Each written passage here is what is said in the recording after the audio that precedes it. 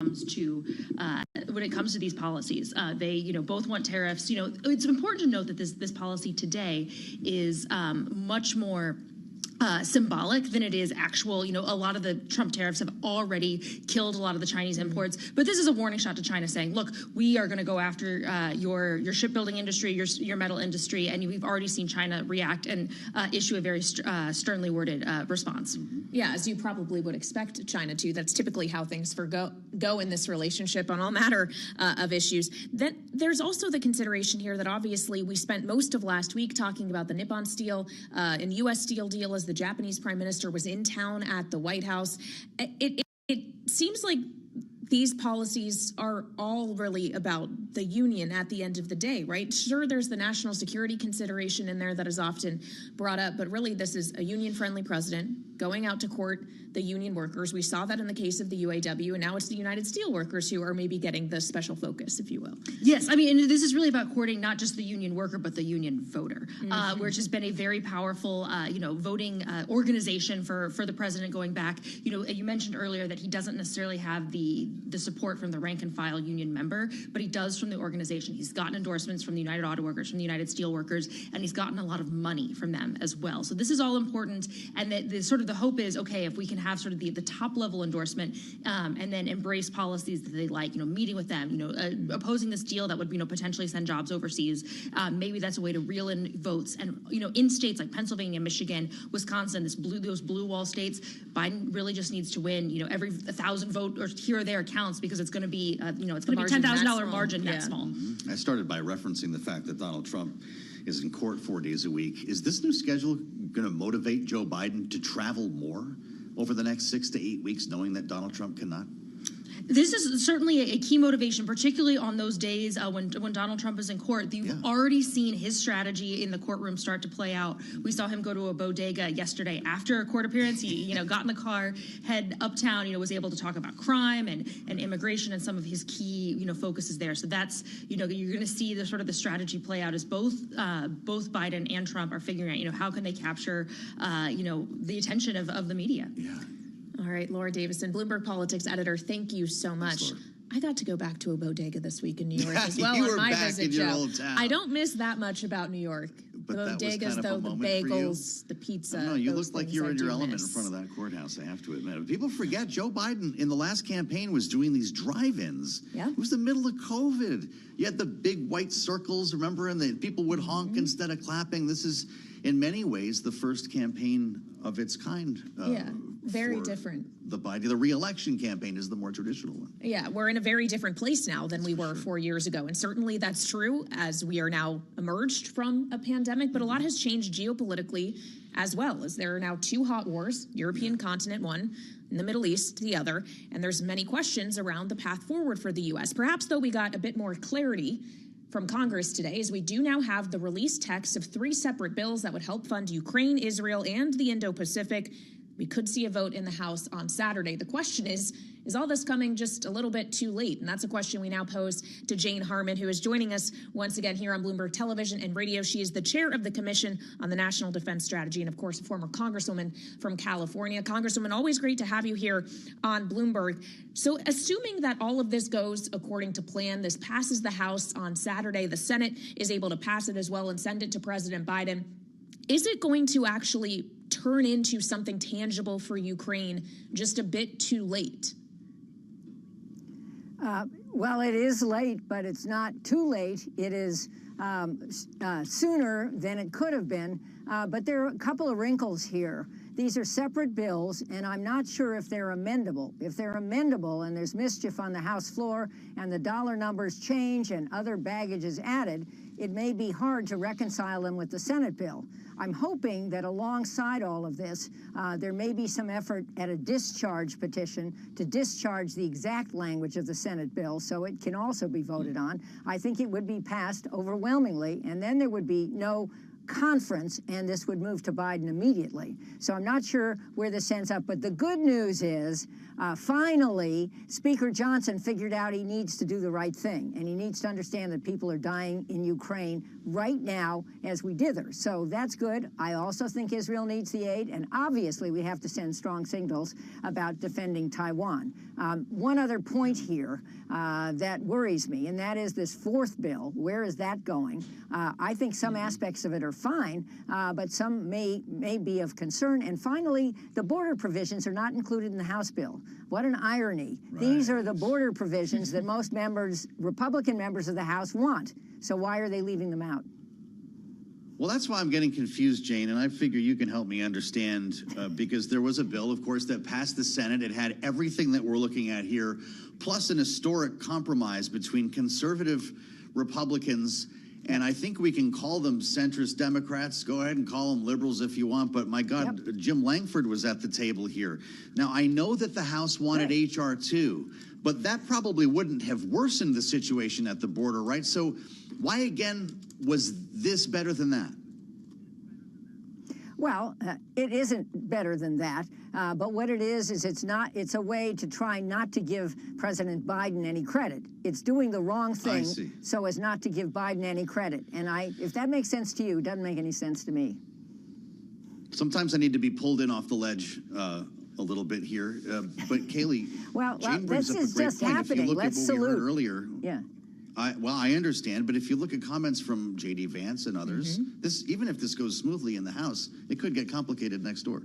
Yeah, especially it is the United States Senate we're talking about, where you need unanimous consent to do anything quickly, and there may be some who are very reluctant to allow things to happen in an expeditious manner. One of the issues, though, Jane, that J.D. Vance has raised is around repo, which is one of those things that may be in that fourth bill that you were alluding to, tied together with a bunch of other things, including the ban or divestiture bill of TikTok. On this idea of taking those frozen Russian assets and using it to help fund the war effort in Ukraine, is this something that is actually going to work in reality, knowing, frankly, it would need buy-in from other partners in all likelihood, since a lot of this is actually held on the continent of Europe? Answer is no, it's not going to work without buy-in from Europe. Most of the seized assets are in Brussels. 5 billion or so, 3 to 5 billion is in the United States, which is not nearly enough money. And there is an argument, although some lawyers are defending using these seized assets now, there's an argument that it could be counterproductive and add to Ukraine's debt and mess up Ukraine's ability to leverage funds from the IMF and other places.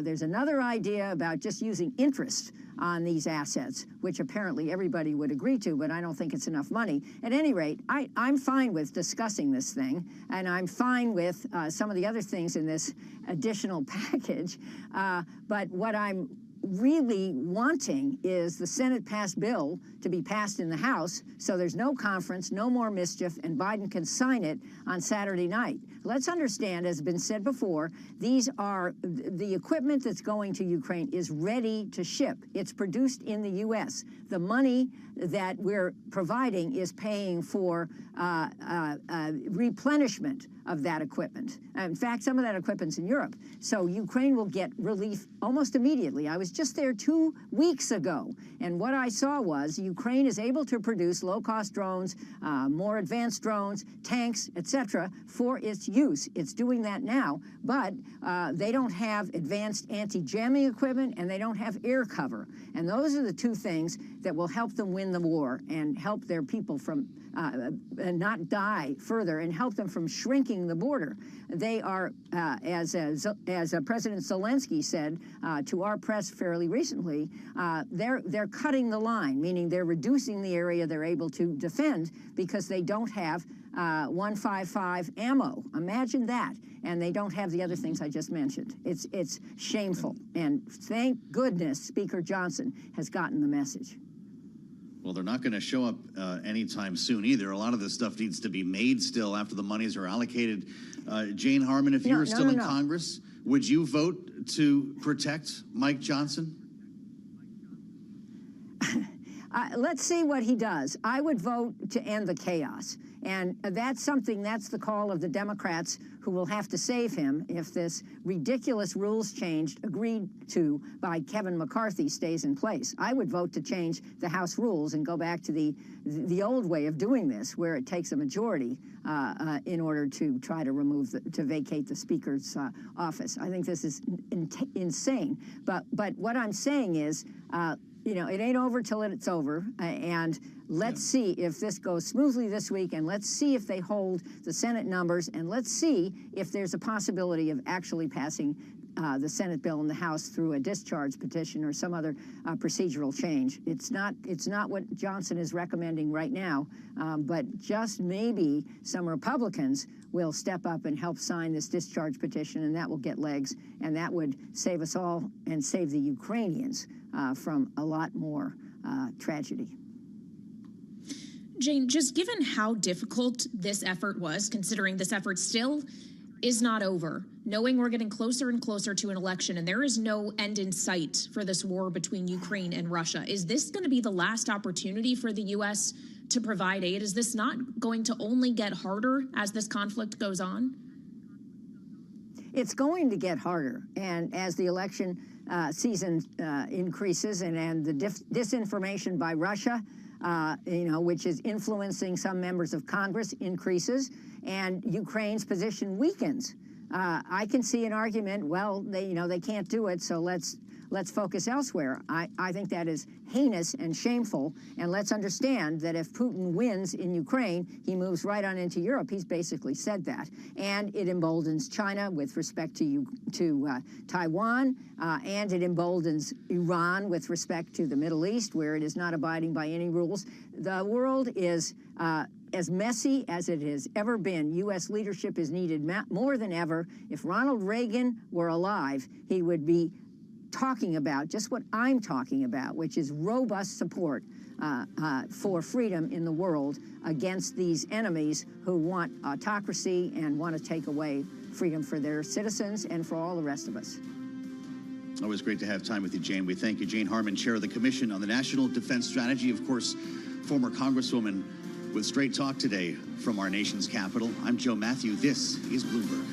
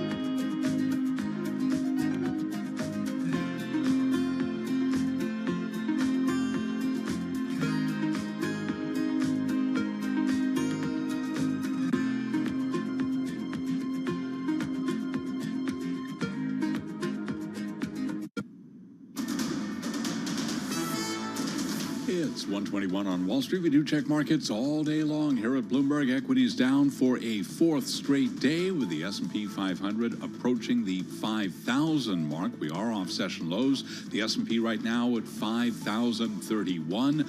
Chip makers bearing the brunt of today's selling. We've got NASDAQ down 120, down 0.8%. The NASDAQ 100 index full of big tech names, lower now by 1%. Dow Jones Industrial Average down 30, drop there of 0.1%. 10-year, 4.59%, with a 2-year, 4.92%. Spot gold down $10.50 the ounce, down 0.4%. West Texas Intermediate crude oil below $83 a barrel, 82.84 right now. WTI lower by 3%. Sources tell Bloomberg U.S. antitrust enforcers are preparing a lawsuit seeking to block fashion company Tapestry's $8.5 billion planned takeover of Capri Holdings. Tapestry used to be known as Coach. Its brands include Stuart Weitzman and Kate Spade. Capri, it controls high-end labels like Michael Kors, Versace, and Jimmy Choo. That stock right now down by 1.5%. So again, recapping, stocks are lower. S&P down 20, a drop of 0.4%. Balance of power continues now. Back we go to Washington, and once again, Kaylee Lines and Joe Matthew. All right, Charlie Pellet up in New York. Thank you so much. I'm Kaylee Lines alongside Joe Matthew on Bloomberg Television and Radio. This is Balance of Power, where we quite literally talk about the balance of power in Washington. Right now, it is a Democrat in the White House, a Democrat in the Senate, a Republican-controlled House, as we know well. A lot of that could change, though, come November. The prevailing wisdom is the House might flip blue and the Senate might flip red. It's going to come down to the actual math, as there's a number of seats, Joe, that are in question here in states including Ohio, Montana, Pennsylvania, maybe even Maryland, and in Arizona, where Kyrsten Sinema, the now independent senator, is going to leave that seat. It's a Republican versus a Democrat. Gallego is the Democrat. Kari Lake is the Republican. And because of a Supreme Court decision in the state of Arizona on abortion, there's a new rating on that race. As the crystal ball is saying, it leans more heavily in Gallego's favor. Yeah, Sabato's crystal ball. We spent a lot of time talking to Larry Sabato and Kyle Kondik here. Their research has prompted them to actually re-rate the Senate race along with the congressional race in that state. It's amazing to me, Kaylee, because the border was supposed to be everything, the number one issue in this cycle. And my God, where else would be maybe after Texas more important than Arizona when it comes to the border issue? But that Supreme Court ruling in the state last week seems to have changed a lot. And Kari Lake has changed her tune on that law as well. Yeah, of course, the ruling we're referring to, just to refresh everyone's memory, was a decision that a law from 1864, Civil War era, that effectively outlines all abortions, outlaws them, except for in the case of the life of the mother being in question, could be enforced. That is what has happened, and perhaps it creates new challenges for Kari Lake and a lot of fundraising opportunity for Ruben Gallego. So Sabato calls it leans Democratic now instead of a toss-up, and that's where we start today with our panel. We have a lot to talk about with Rick and Jeannie, Bloomberg Politics contributors Rick Davis and Jeannie Shanzano. This is quite a turn here, Jeannie, and it's maybe not a big surprise, but in a state like Arizona, it says a lot about the role that this issue is going to play in 2024. Do you see this going Democratic now because of simply this one issue? Good. This has been so important. We knew the election was going to be an election between immigration, as you talked about, and of course, abortion. And, the former President Trump came out with his video. And then hours later, the Supreme Court of Arizona came out with this support for a 1864 bill that makes abortion illegal except in the case of the life of the mother. And that's really a bridge too far for so many people in the state.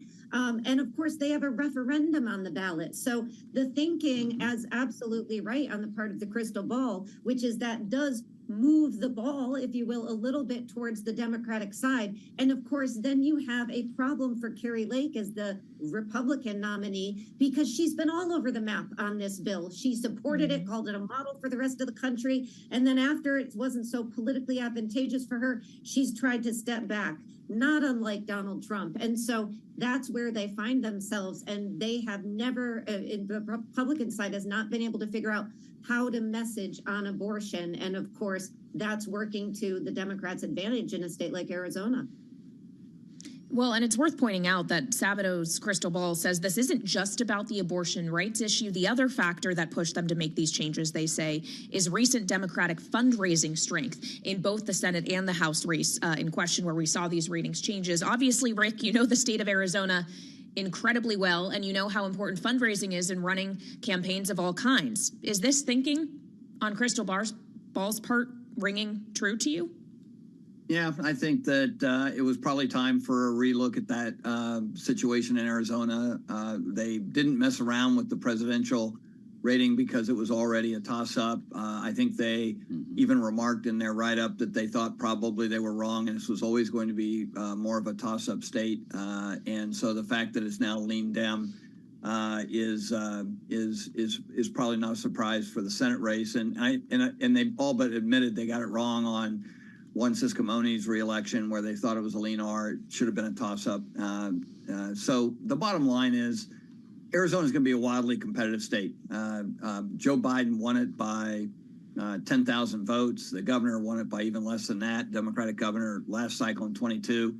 And I would say, too, just imagine this. The state attorney general won her election by 300 votes over a MAGA candidate running for that same job, who would have actually endorsed the outcome of the state Supreme Court decision on abortion. So rather than the state saying, we're not going to implement this law, you were 300 votes away from a guy in that job saying, absolutely, we're going to start implementing this law. So it's a wily place, Arizona politics. And frankly, there is an advantage for Democrats financially, but money doesn't always matter in a state like Arizona, where it just starts out so close to begin with.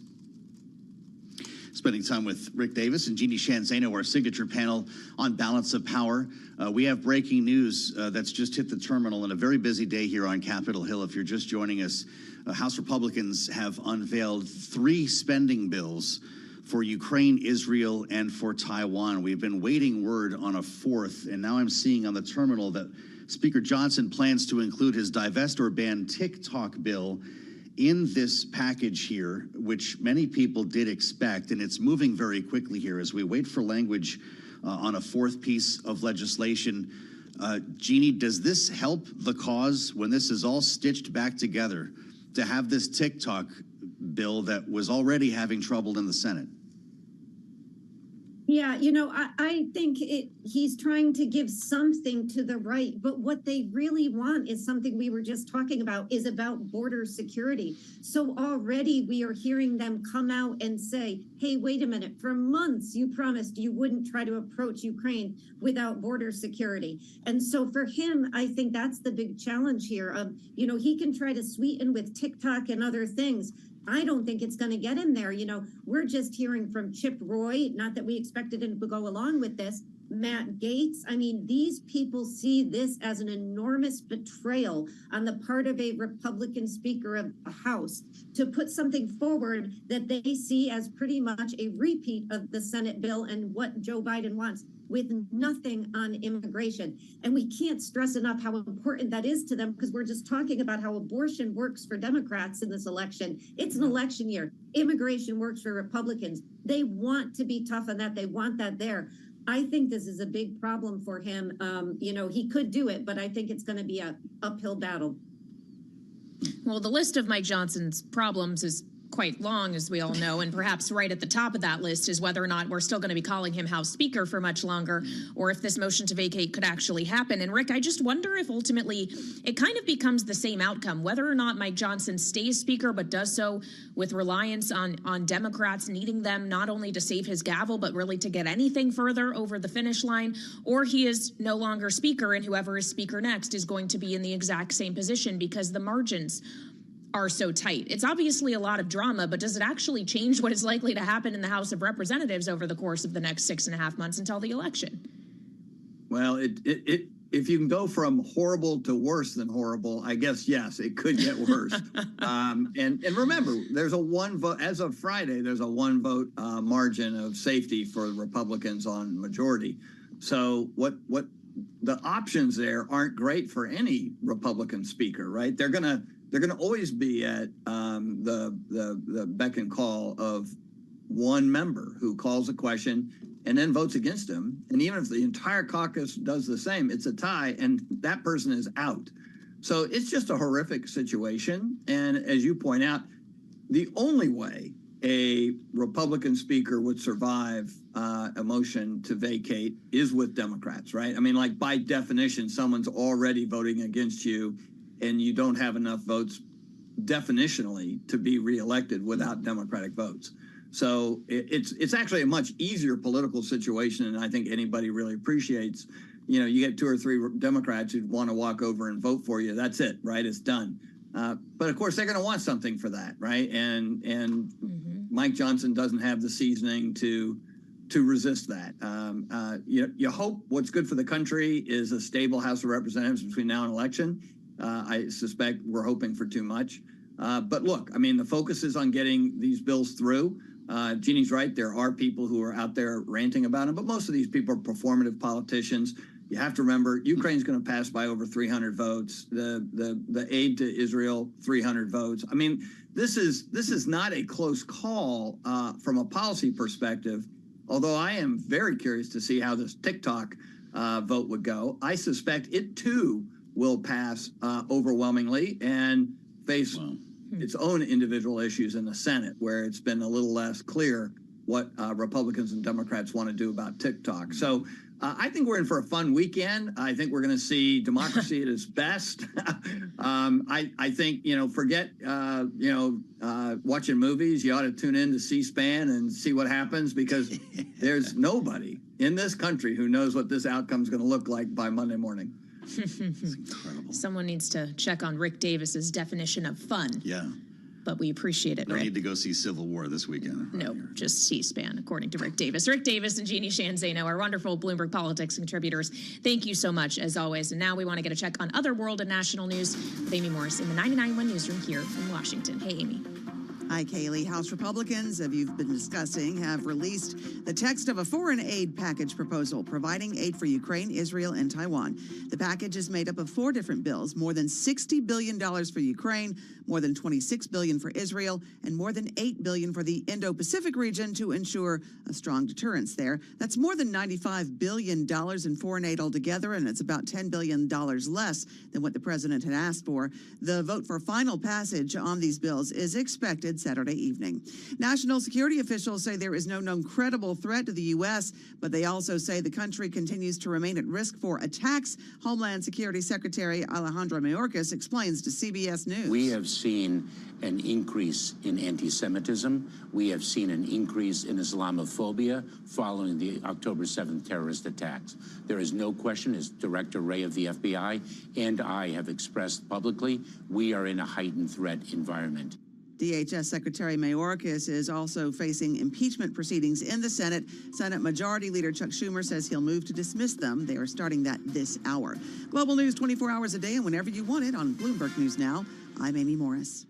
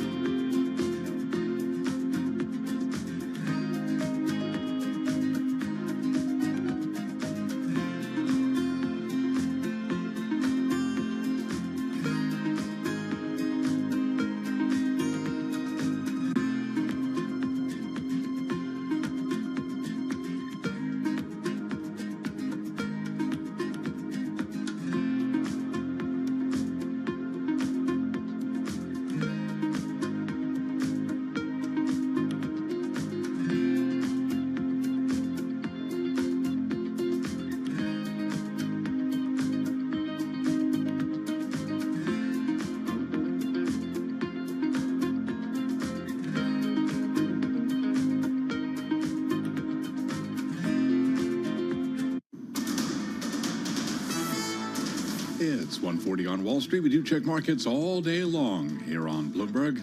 Dow Jones Industrial Average now trading little change, down 6 points, down less than 0.1%. Was positive just a couple of minutes ago. The S&P, though, on track for a fourth day of losses, with the S&P approaching the 5,000 mark. Right now, that index is at 5,034, falling today by 0.3%.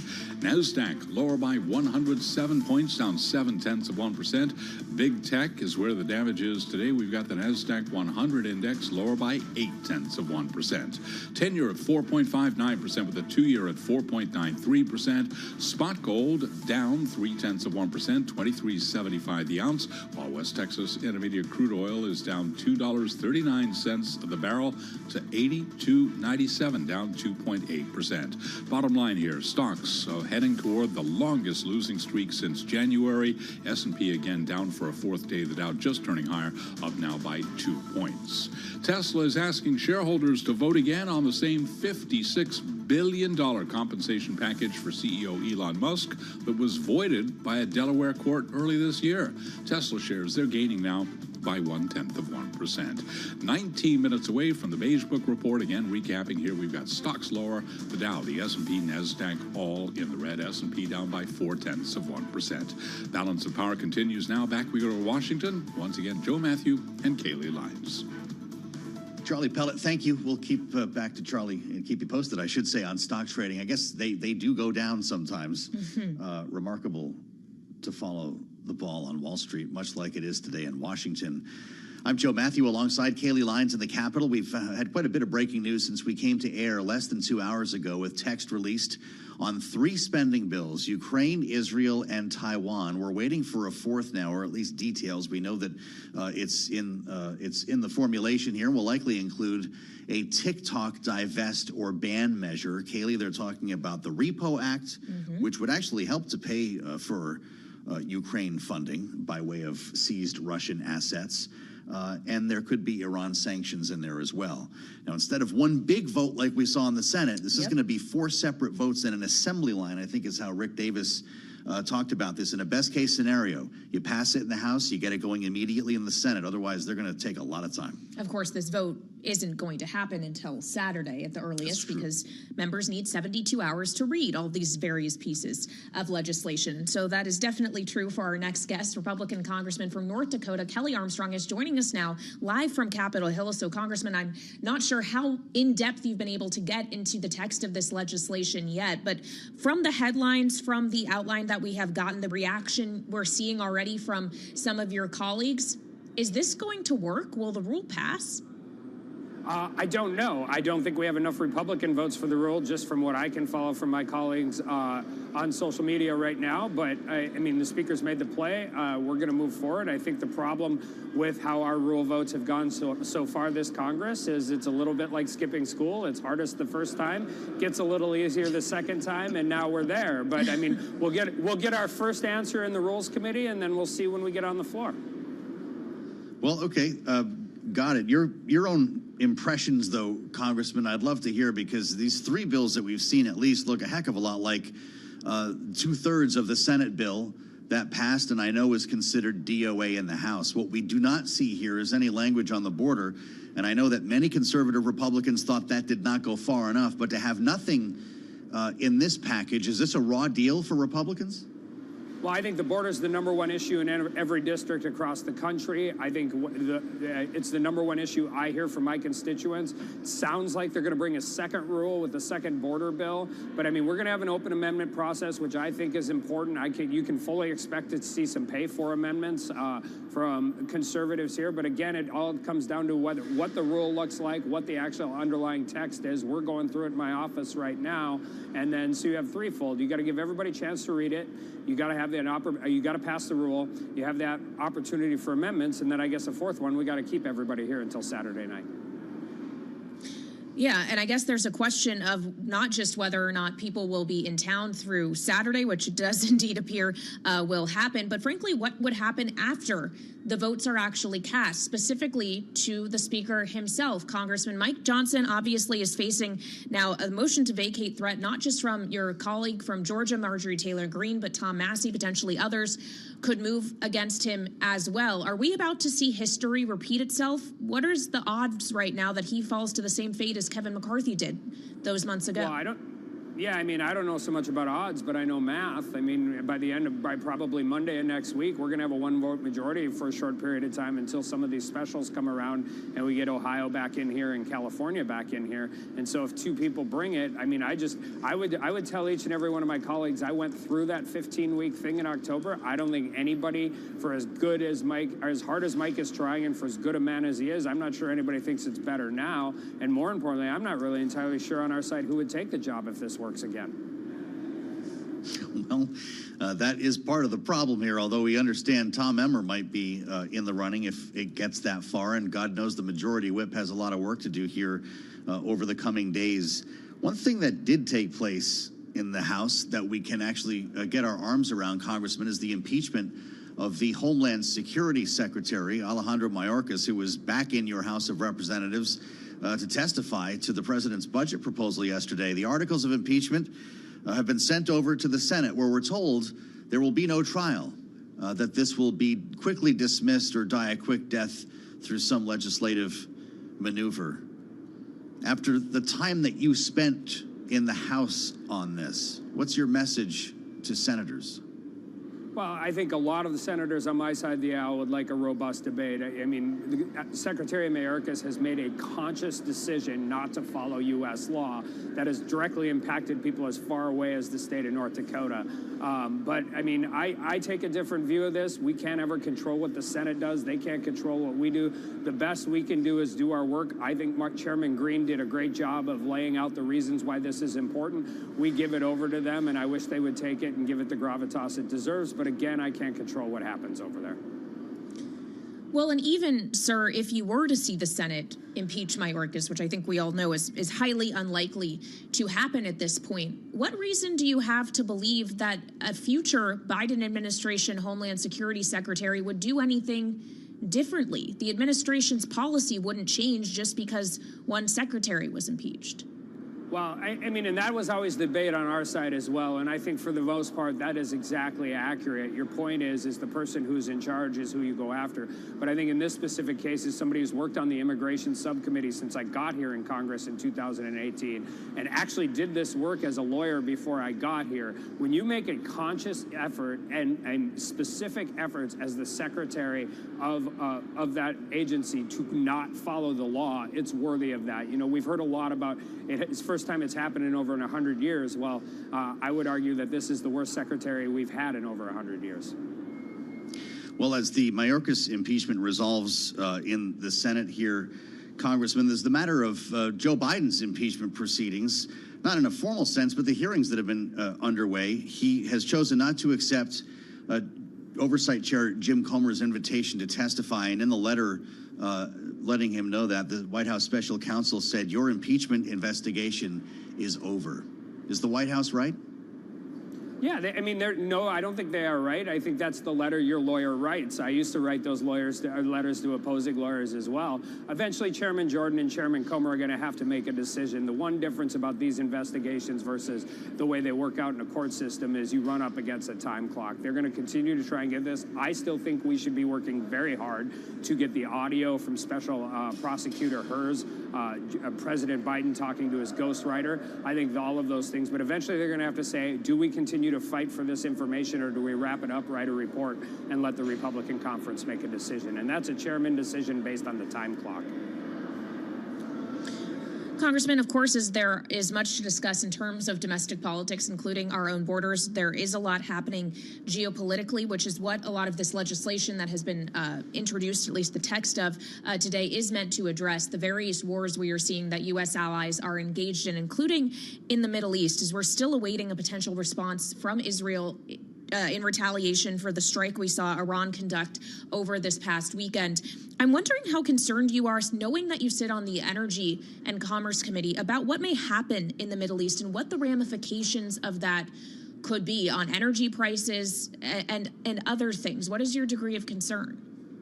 Well, my first degree of concern is with our closest ally, maybe not just in the region, but in the world, is Israel and their right to defend themselves against, surrounded by hundreds of millions of people that, quite frankly, want to wipe them off the planet.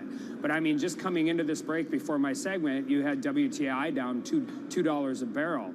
At any other time in history, if there was a hot war with Russia and a conflict in the Middle East, I think it's safe to say that oil would be over $110 a barrel at this point. It is not. And the reason for that is because of American oil and gas production and shale plays like in my state of North Dakota. So my longer term actual concern on the energy prices is a pause on 16 LNG exports, a tailpipe emission, Clean Air Acts that are coming through out of this administration, which I mean, we're producing as much oil in North Dakota as we ever have. But these are long-term subsequent problems that will decrease our ability to produce and transport oil and natural gas in 5 years, 7 years, and it seems like a conscious effort from this administration to do just that. Well, it's an interesting time to be talking here, Congressman, and we appreciate you being so generous with your time. After this is done, whether this is an up or down on Ukraine, Israel, Taiwan, this is sort of a fit of lawmaking that we're going to see potentially here in the next couple of days. Because it's a campaign year, because of how thin the Republican majority is in the House, are we done after this? Is the store closed? Well, I hope not. I hope we can get a farm bill done. It's incredibly important to the citizens in North Dakota. We're going to start, obviously, the 2025 appropriations process. But, I mean, you all know this. I mean, this isn't unique to 2024. The massive legislation always slows down the closer you get to an election. But we're going to, when we get through this set of things, I know our office is going to be concentrating on figuring out how to get a farm bill across the finish line.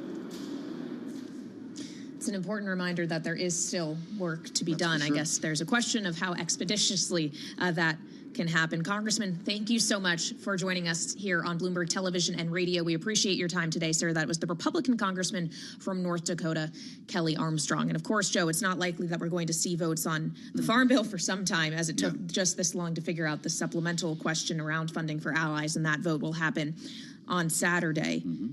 And I guess we'll see what happens to Mike Johnson as a consequence. Well, that's for sure. And it's, the farm bill, of course, it's not a shocker for the at-large representative of North Dakota to bring that up, but it's, of course, involving a lot more than agriculture, with the vast majority of funding in the farm bill going to food stamps. That's how the SNAP program is funded. So that's an across-the-board sort of impact when it comes to cities, when it comes to farmlands across the country. And boy, we've barely started talking about that. This is day to day, or in the case of today, hour to hour here, Kaylee. We still don't have a fourth bill yet, do we? No, not at this point. We'll wait for the text of that. We know likely what is going to be in that, but we're still parsing through all of the details. So thank you for joining us as we do so from here in Washington. Meantime, Joe, as we know well, Joe Biden is not here in the district with the rest of us. He is continuing his multi-day tour of Pennsylvania, getting ready maybe any minute now to speak from Pittsburgh to steel workers, as he is looking at raising tariffs on Chinese steel to 25% for products that are already tariffed. Yeah, it's a significant headline coming out of a 3-day visit here to his other home state of Pennsylvania. He was outside of his childhood home yesterday in Scranton. If you're with us on Bloomberg TV or on YouTube, we're showing you a shot of the room now as he prepares to speak with the United Steelworkers. He's at the headquarters in Pittsburgh here, of course, talking about organized labor, to your point, Kaylee, tariffs, and I suspect that the Nippon Steel deal will come up as well here. This is a very difficult conversation. He's been endorsed by the UAW and other union leadership, but it's the rank and file that he's trying to bring into the fold, especially as Donald Trump talks about tariffs to the moon when it comes to China. Yeah, there's the question of the workers, and then there's the question of the workers being voters and how they are likely to cast their ballot come November, and what they may like to see from the incumbent president in order for him to win that vote. And as we've heard repeatedly from Joe Biden regarding the Nippon Steel, U.S. Steel deal, Joe, he says he has the back of American workers. Even in a press conference, standing next to the Prime Minister of Japan, Prime Minister Kishida, when he was here in Washington last week, he said he's standing by that commitment to these workers. It's not awkward. It was also not on the agenda, which was not lost on us. There's a headline that just crossed from Reuters, by the way, that just hit the terminal that feeds into our conversation. This is Donald Trump's day out of court. You were there for the first one. It was Wednesday. Trump indicating to advisors keen on middle-class tax cut which is fascinating, knowing that he's looking to, if reelected, if I can use that term here, make permanent the 2017 tax cuts. And as Joe Biden talks about bottom up, middle out, you've got a headline like this from Donald Trump. It's not an accident. Yeah, apparently among the ideas that have been presented to Trump would be a federal payroll tax cut. So maybe getting a sneak peek of these policies. Again, this is Reuters that is reporting, but certainly a big deal. And there's a lot of other big deals happening out in the world of business today that I know are getting ready to be covered on Bloomberg Business Week up in New York with Carol Masser and Tim Stenovic. What are you guys looking at today, Carol? Gotta say, in just a few minutes, we're going to be getting the latest from the Beige Book. Basically, this is anecdotes, a survey from the 12 regional Fed banks. But it's interesting, there's a new study out by the Cleveland Fed that says it might hold the clues to predicting a downturn. This is kind of real-time evidence of what's going on in the U.S. economy. So looking forward to that. Okay, we're going to bring you those headlines as soon as we do get them. We're also going to talk airlines. We're going to talk Boeing, given what's happening today on Capitol Hill. And also United Airlines, given that it's having its best day in years, guys. Yeah, we talked about this a little bit earlier, Tim, Boeing, that is. We had George Ferguson with us. The idea of a 787 falling apart in mid-flight is nightmare fuel for me indefinitely. And me. Tim checks the planes he's flying on. I'm just going to put that out there, guys. See? Who doesn't as well? Yeah, you're not alone. Look forward to that conversation, as always, with Tim and Carol. Great to see you guys in New York. With Kaylee Lyons, I'm Joe Matthew. Bloomberg Business Week starts right now.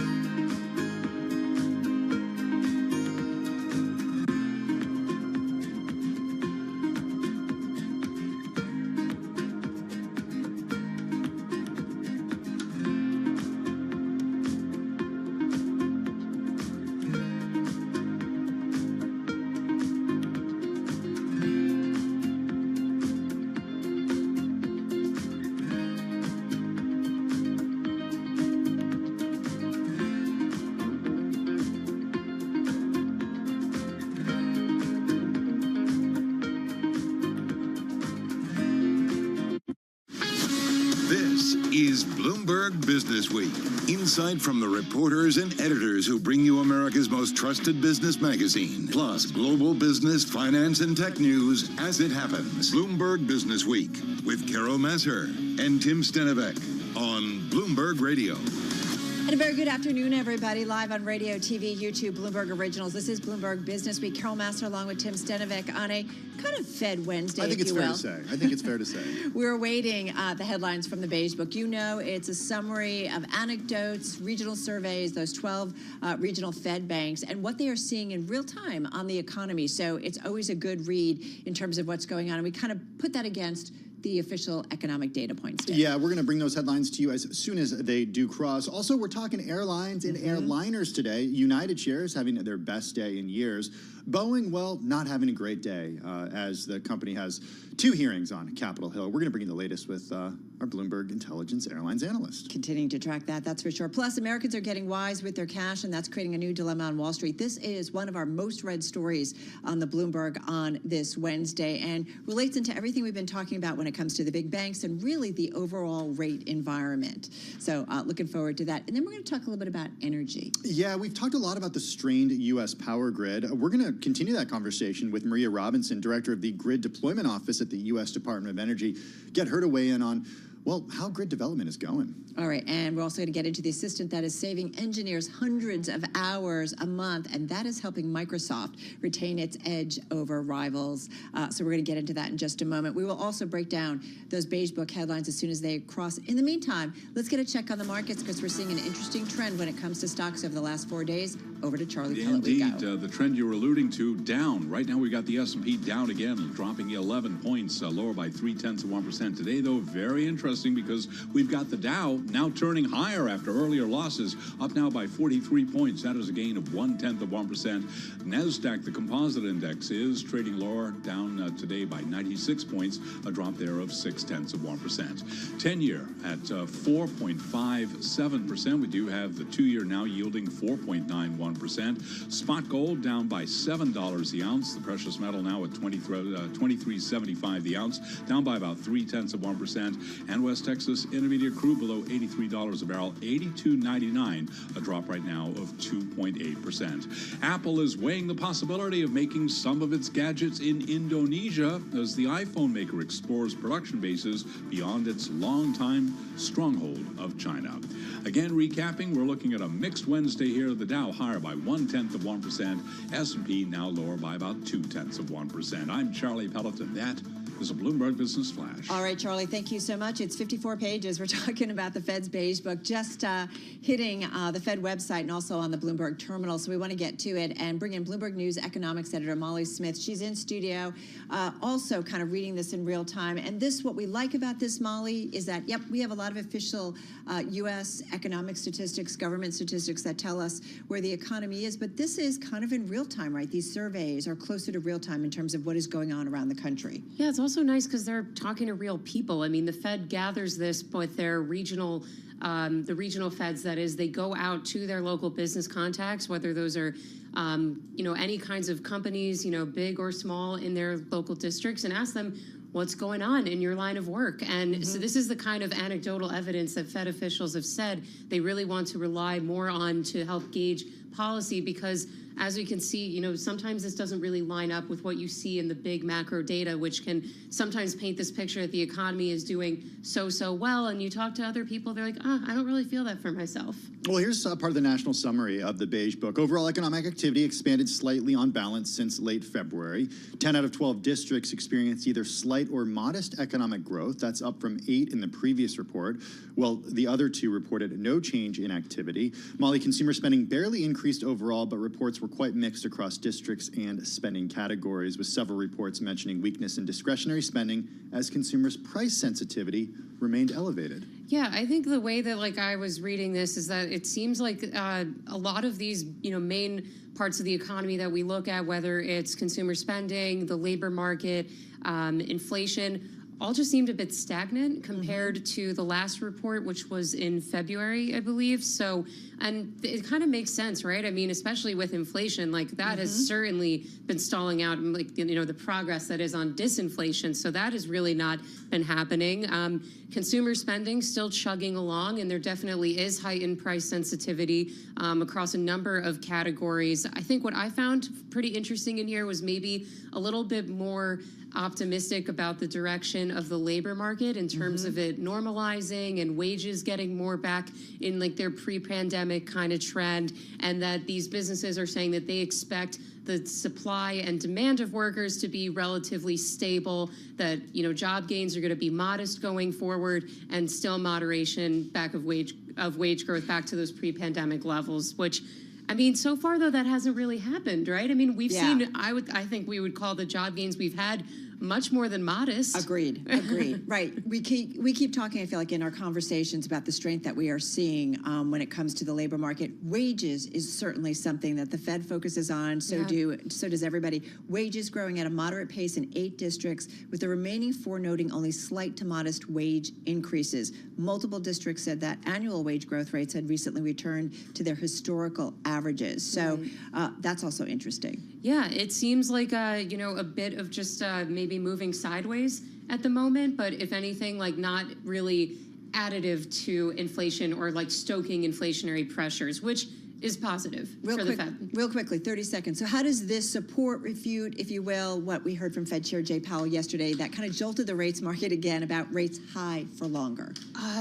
Yeah, I mean, I think this is maybe a bit more tame, saying that, you know, but it's also not really refuting what Powell said. I mean, it's saying that inflation is really moving sideways right now, and that is very much what we've seen at the start of this year. It's just not coming down. All right, so appreciate it. Breaking it in real time as we were reading it as it just crossed. Bloomberg News economics editor Molly Smith. And when it comes to rates high for longer, that leads us to one of the most read stories on the Bloomberg today. Yeah, and how Americans are getting wise with their cash and saying thanks, but no thanks when it comes to those consumer accounts that yield them, well, virtually nothing in a higher rate environment. Here to explain is a Bloomberg News consumer finance reporter, Paige Smith. She's here in our Bloomberg studio. So Paige, talk a little bit about not just what we're seeing when it comes to net interest income from these big banks that just wrapped up reporting, but how that reflects what they're paying to consumers. So I think that it really does speak to this environment, as you said, of just rates are higher for longer, and people are getting a little bit more, consumers I should say, are getting a little bit wiser with their money. Like, they're cognizant that there are other options of just letting it sit in a checking account or a savings account, that many of which are paying rates as low as 0.01%. I mean, wait, the banks and the financial system hasn't passed that along to everybody? Quite shocking. Higher rates? Very shocking, I know. But I think that the longer that consumers are aware of the fact that interest rates are higher for longer, they are aware that there are other options. Well, those other options, I mean, you see the ads everywhere. A lot of them are startups, they're neobanks, or perhaps there's some more established players offering CDs or even high interest savings accounts. But I feel like deposits aren't very sticky in this day and age when you can just switch or move money from one account to another with your smartphone. Definitely. I think that you, as you said, you go on the subway here in New York, you go sort of anywhere, you have those targeted ads, and you see, you know, I'll name drop Lending Club, for example. They have a savings rate of a high yield savings account that is offering 5%.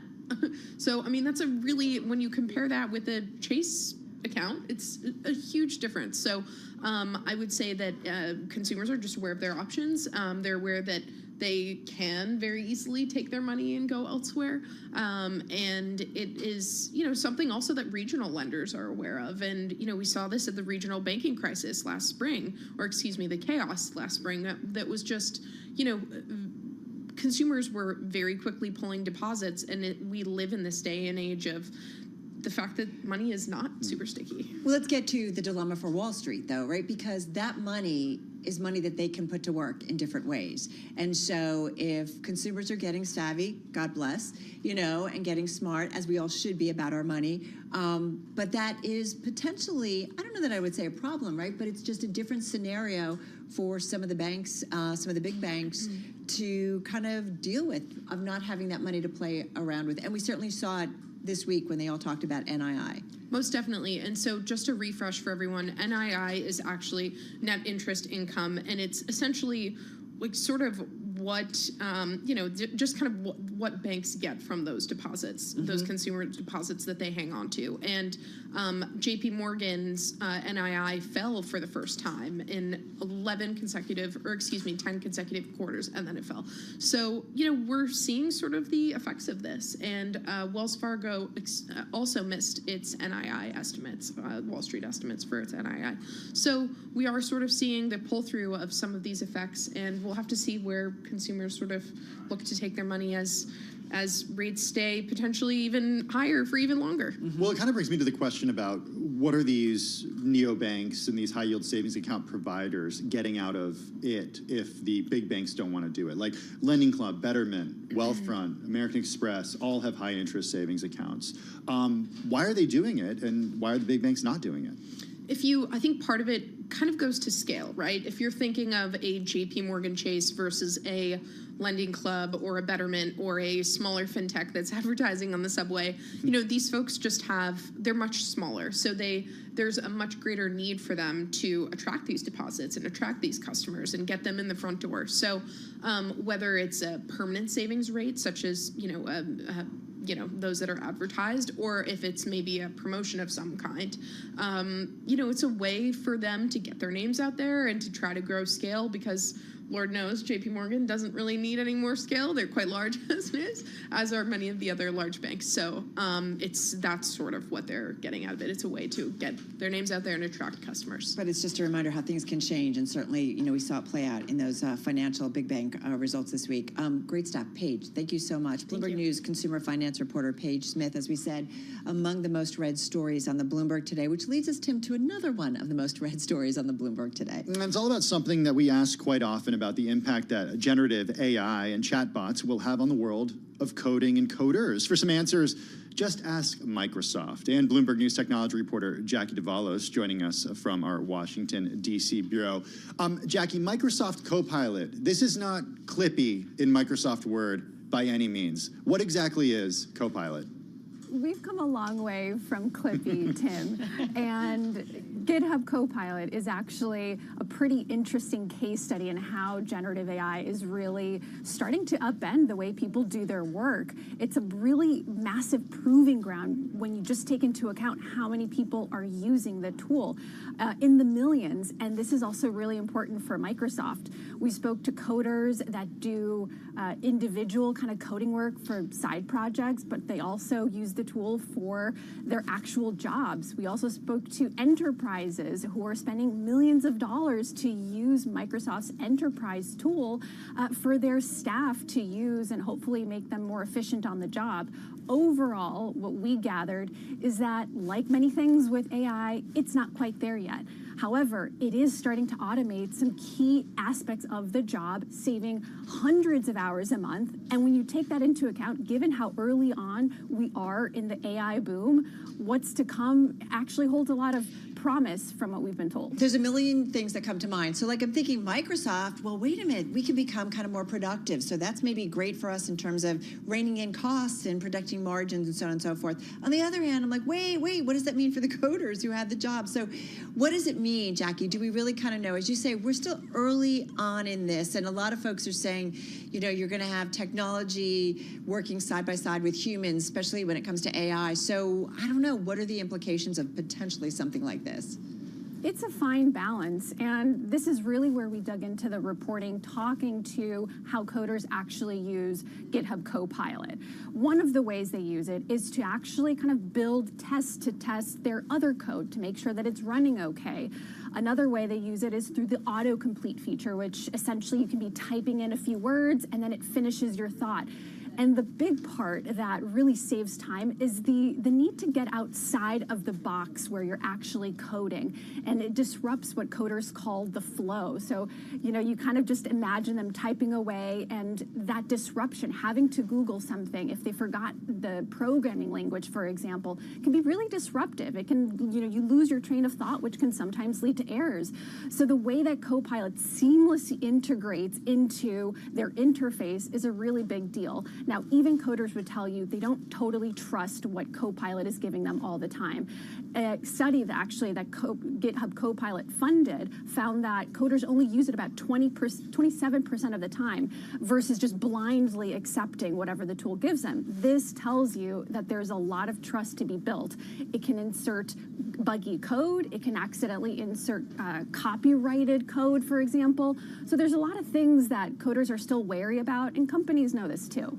Jackie, what's the ultimate promise here when it comes to tools and technology such as this? Is it as easy as being a coder without actually knowing or learning how to code? Coders tell me that they don't have too much, they're not that concerned that they're going to lose their jobs en masse. What they believe, many of the people that we spoke to, believe that AI coding assistants will actually be able to kind of take out the tedium, as actually companies would say. They want to have the free time to kind of think about new apps to build, better websites, better, more efficient ways of doing things instead of kind of writing the tedious code for a test, for example. But you do have those, especially kind of younger generations, who think that, what is the point of kind of pursuing computer science? But still, the way things are going, the tools are just not there yet. Even companies would tell you, we do want the tool to get to a point where we don't have to double check its work all the time. Otherwise, what's the point of using it to begin with? But it is going to take some trust, and coders have to be on board with that. All right, going to leave it on that. Great story, and as we said, among the most read on the Bloomberg as we make our way through this increasingly Gen AI world. Bloomberg News technology reporter Jackie Davalos joining us from our Washington, D.C. bureau.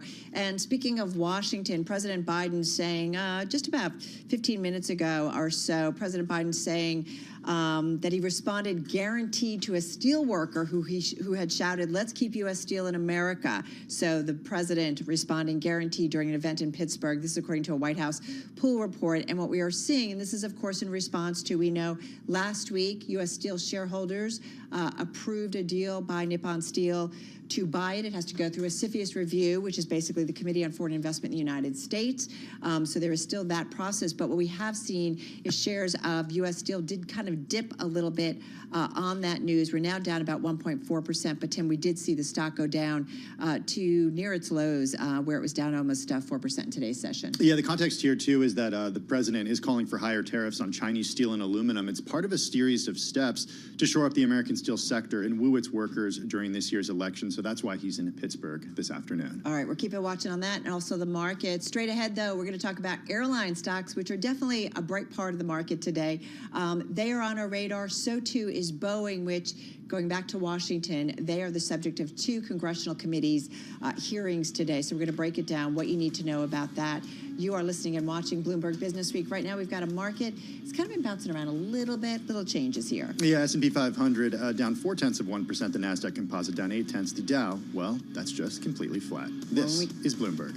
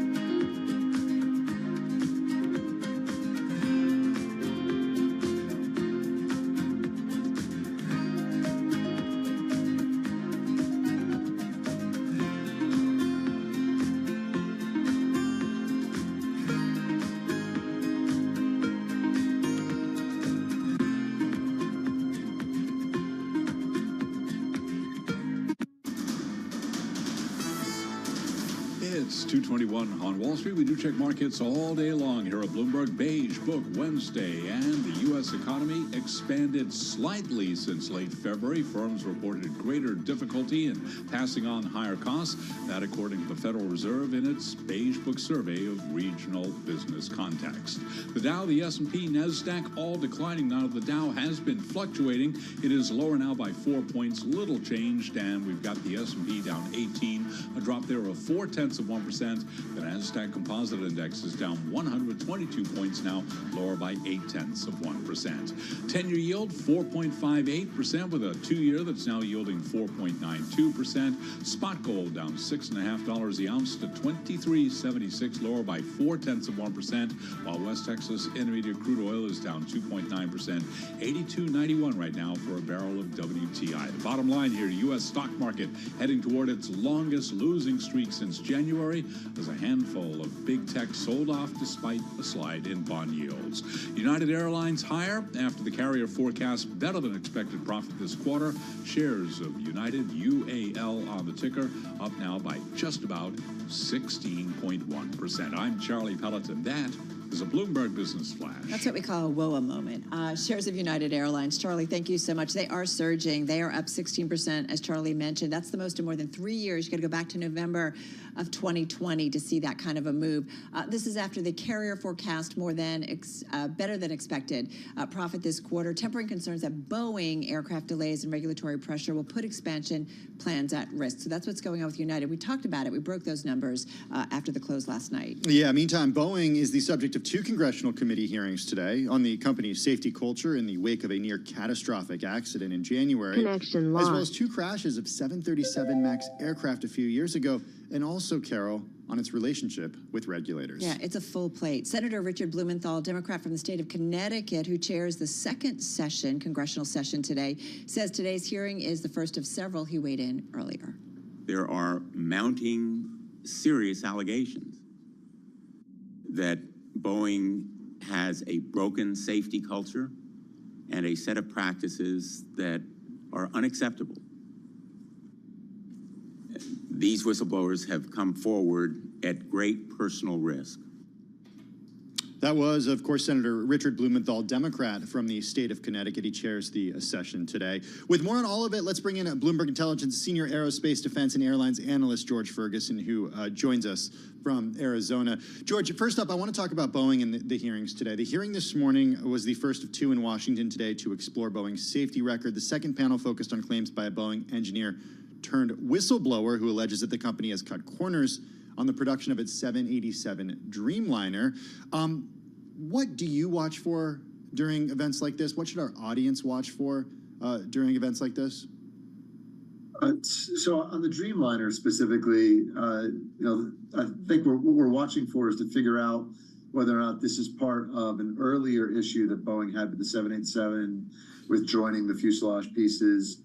They negotiated or discussed with the FAA the right way to fix a shimming problem they had with the airplane. What we'd heard is they'd fixed that problem and they had a better process in place to join the aircraft together. So if this is part of that same issue, then I'd say, for investors, then there's nothing here. If it's an additional issue with the 787 and not that shimming problem, then I'd be concerned, right? Then it's going to be additional costs for Boeing, and it could lead to concerns about safety and flying the airplane. I think about it and just watching all of the issues that have kind of hit Boeing over the last few years, it's like, why are they having these problems? And I do wonder, George, if you think these committee hearings will help get to the bottom of it, especially when one of the things that lawmakers are concerned about is that the FAA has been too soft on the company. And I'm curious if you could weigh in on that, if you agree that maybe Boeing has been too cozy with its regulators. Yeah, I think even more than cozy, right? So the sense I really get is the relationship between Boeing and the regulator, the FAA, for many, many years has been one of Boeing being in a superior position. I think Boeing probably had more engineering talent than the FAA, and I think they, sort of told the FAA what they thought was needed rather than had a sort of a one-on-one balanced relationship with the FAA, and that's clearly going to have to change. The FAA's had its challenges too through the pandemic. They've had a lot of turnover. They've lost some talent there as well. They have to backfill, so that creates more. That creates a problem too with that whole relationship. So I mean, I think. Again, I think we've heard this previously. We've also heard previously from the FAA that the safety systems at Boeing were broken, that people, were incentivized not to speak up. They're incentivized not, if they spoke up, they would potentially be, have some sort of recourse brought against them if people were concerned about safety over moving aircraft through production. So I think Congress is getting to something that we already know, but Congress is probably rightfully concerned because this is the most important aerospace manufacturer, fuselage manufacturer in the country. So this is a good part of the process to getting to the bottom of what's wrong at Boeing, in your view. This should result in getting to the bottom of it. I guess I'd like to see. I'm going to look for more out of the FAA. Okay. And its investigations. Congressional hearings can get a little bit political. I guess, Jinx. So there's going to be some grandstanding and things like that, right? But I think Congress is rightfully, expressing their view that, hey, something is broken and we want due attention paid to it, and it needs to be fixed. It's in the best interest of the country. Along that road, we'll get, some political actors in the whole game. Okay, George, so let's think about potential outcomes here post-FAA investigation, given that we've already seen leadership turnover at Boeing. The CEO, Dave Calhoun, is on his way out by the end of the year. We saw reshuffling of executive ranks there as well. So what could potential outcomes be post-FAA investigation? Like, what could repercussions be? So I don't know what repercussions, I haven't really sort of dialed into my analysis repercussions. What I've more dialed into my analysis is, adjustments to the Boeing production process. And that is going to include, I think, a lot more oversight, both from the FAA, and I think the FAA is going to expect Boeing to do a better job of overseeing the factory floors, and ensuring safety and quality, which I think is going to slow things down, but it's important. You got to build quality products in aerospace or nobody's going to trust your product. And I think it's interesting that the FAA did give the exercise to Boeing to propose how they were going to improve it because, I guess they can sort of scrutinize from there what Boeing comes up with. And it'll be interesting to see if they have additional measures they want to put on top of it. But I think a lot of it's going to be training and oversight.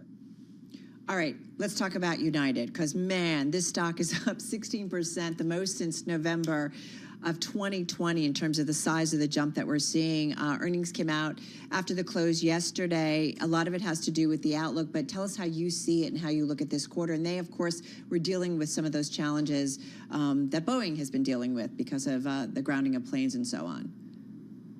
Yeah, so I guess the way I look at United is it was a nice quarter. I totally agree. I think they did more premium seat sales this quarter. They've been, these airplanes they've been taking delivery of, they're the larger aircraft. They're aircraft that have premium seats in it. Right now in the marketplace, you want to be offering premium seats. I think there's maybe a little too much basic economy seating, but there's not enough premium, it appears. And that, I think that helped drive the quarter. I would note that when we look at the yields they're making on, for example, their domestic business, their yields came up, a couple, I think it was almost 3%, where Delta was flattish, but the absolute yield, which is the price paid, per mile, but the price the customer pays per mile flown, if you look at the actual yields, they're still beneath Delta for United, which tells me that there's more room to grow, which I think the market is probably responding to, more room to grow those premium offerings, to get better yields out of it. And I think that's a lot of what's going on here. Now, obviously, Boeing's problems are going to mean less aircraft delivery for United this year, although they appear to be tapped into A321s from Airbus. So they'll continue to increase the size of their aircraft, which improves their efficiency and, again, allows them these premium seats up front that they can command a better price for. And I think that's working for them. They're closing that gap. I would note, too, real quick, that United is still valued, if I just look at it quickly, on a PE ratio. They're still valued below Delta. So that, I think that's what you're seeing a reaction to in the marketplace. George, how should investors think about the FAA review that's already begun at this point regarding safety incidents for United? The FAA has a lot of reviews going on, right? And yeah, it really does. And look, again, all important. I think the regulator's been through a couple rough years during the pandemic, and hopefully this means they're getting their footing underneath them and getting out and influencing these, these marketplaces or these industries. Look, United has every incentive to do the utmost for safety inside their network. I think they had a spate of challenges. I think there's been a lot of turnover at all the airlines during the pandemic, and the maintenance turnover is hard because you got to train new people. You got to make sure they're very thorough. My guess is we're going to find out is that turnover created the problem. But I would expect that, maybe there's some processes that United has to tighten up. But I think you're going to find out it's an employee turnover issue, and that in time this gets better as people are more trained and understand their job better and turnover goes down. All right, great stuff. So appreciate you weighing in. Bloomberg Intelligence Senior Aerospace, Defense, and Airlines Analyst George Ferguson joining us from Arizona. We mentioned shares of United up about 16% here, the most in terms of the percentage gain since we've seen going all the way back to November of 2020. But the whole airline sector, Tim, looking at the S&P 500 Super Composite Airline Index, it is up almost 5% in today's session. Hey, coming up, we're talking about powering up the U.S. grid with the person responsible for doing just that at the U.S. Energy Department. That's next on a Bloomberg Business Weekend. Taking a look at markets right now, we do see the Dow is higher by just one fraction, just 13 points right now. The S&P 500 down 0.3%. The Nasdaq Composite down, Carol, 0.8%. Yep, and as I mentioned, if you look at the S&P 500, you've got kind of an even split. About half of the S&P 500 up in today's session, and a half is lower. All right, let's get a check on world and national news. For that, back to D.C. we go, and Amy Morris. Hey, Amy. Hey, Carol. President Biden endorsing that House aid package for Israel and Ukraine, urging quick passage so he can sign it immediately. The package is made up of 4 different bills with more than $60 billion for Ukraine, more than $26 billion for Israel, and more than $8 billion for the Indo-Pacific region. That would ensure a strong deterrence there. That's more than $95 billion in foreign aid altogether, and the vote for final passage on these bills is expected Saturday evening. Boeing's safety culture is on the hot seat in the Senate. Aerospace engineer Javier De Luis says that what Boeing officials claim isn't always what Boeing workers experience. They hear safety is our #1 priority. But what they see is that that's only true as long as your production milestones are met. And at that point, it's push it out the door as fast as you can. Boeing officials are not attending this hearing. They're expected to face lawmakers later. The Senate has opened that impeachment trial of Homeland Security Secretary Alejandro Mayorkas over his handling of the U.S.-Mexico border, with senators being sworn in as jurors. Democrats have already said they want to end that trial before arguments even start.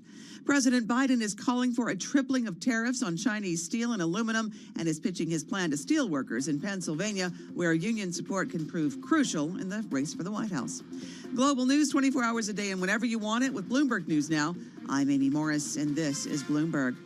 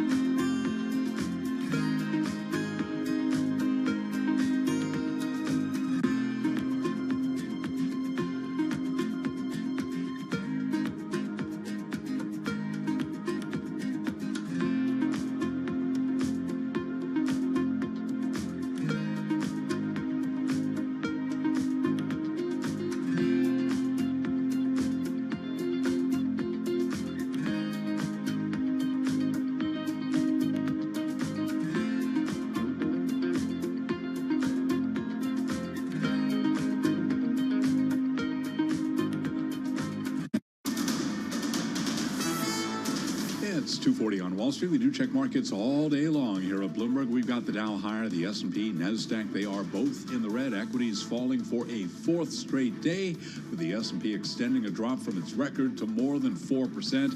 Chip makers are bearing the brunt of today's selling. So here's where we stand. We've got the NASDAQ 100 index down 0.9%. The NASDAQ Composite Index down 0.7%. Lower now by 114 points on NASDAQ. S&P 500 down 12, drop there of 0.25%, while the Dow Industrials are up 54, a gain of 0.1%. 10-year yield 4.57%, with a 2-year that's currently yielding 4.92%. Spot gold trading lower today. Right now we got gold at $23.77 the ounce. Spot gold lower today by just about 0.2%. And West Texas Intermediate crude is now slumping 2.9%. WTI at $82.85 a barrel.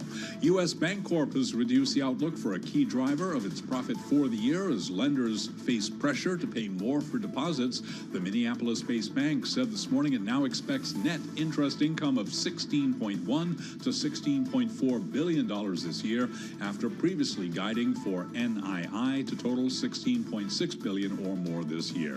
Shares of U.S. Bancorp down now by about 3.4%. Again, recapping, we are looking at a mixed market right now. The Dow Jones Industrial Average up 75, up 0.2%, while the S&P 500 index now lower by 0.1%. I'm Charlie Pelleton. That is a Bloomberg Business Flash. Thanks so much for that update, Charlie Pellet. Really do appreciate it.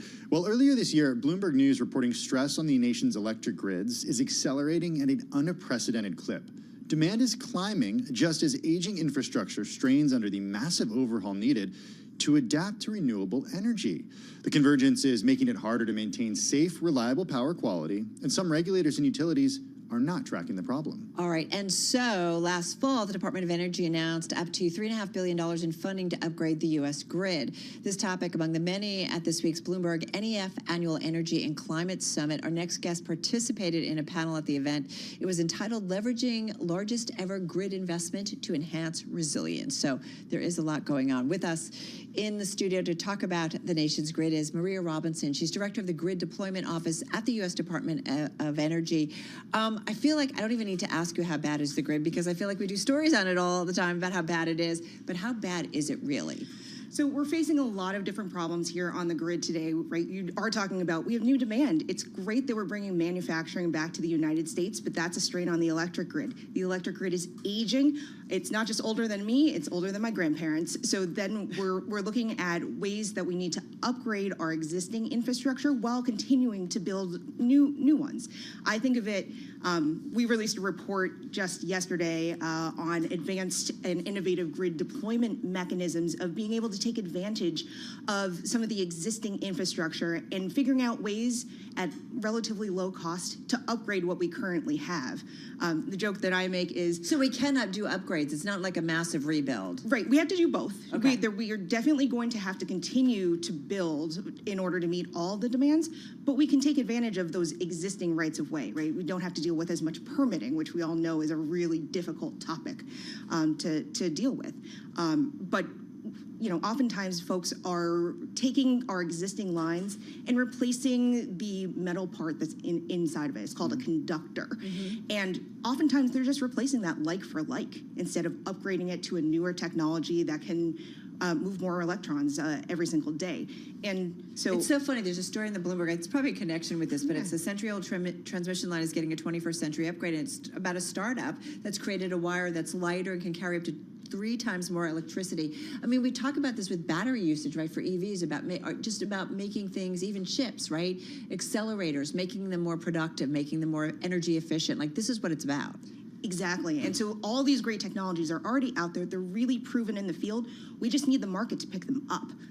Is it more of a state issue right now? I mean, I think of states that have struggled with their grids. Texas and California certainly come to mind.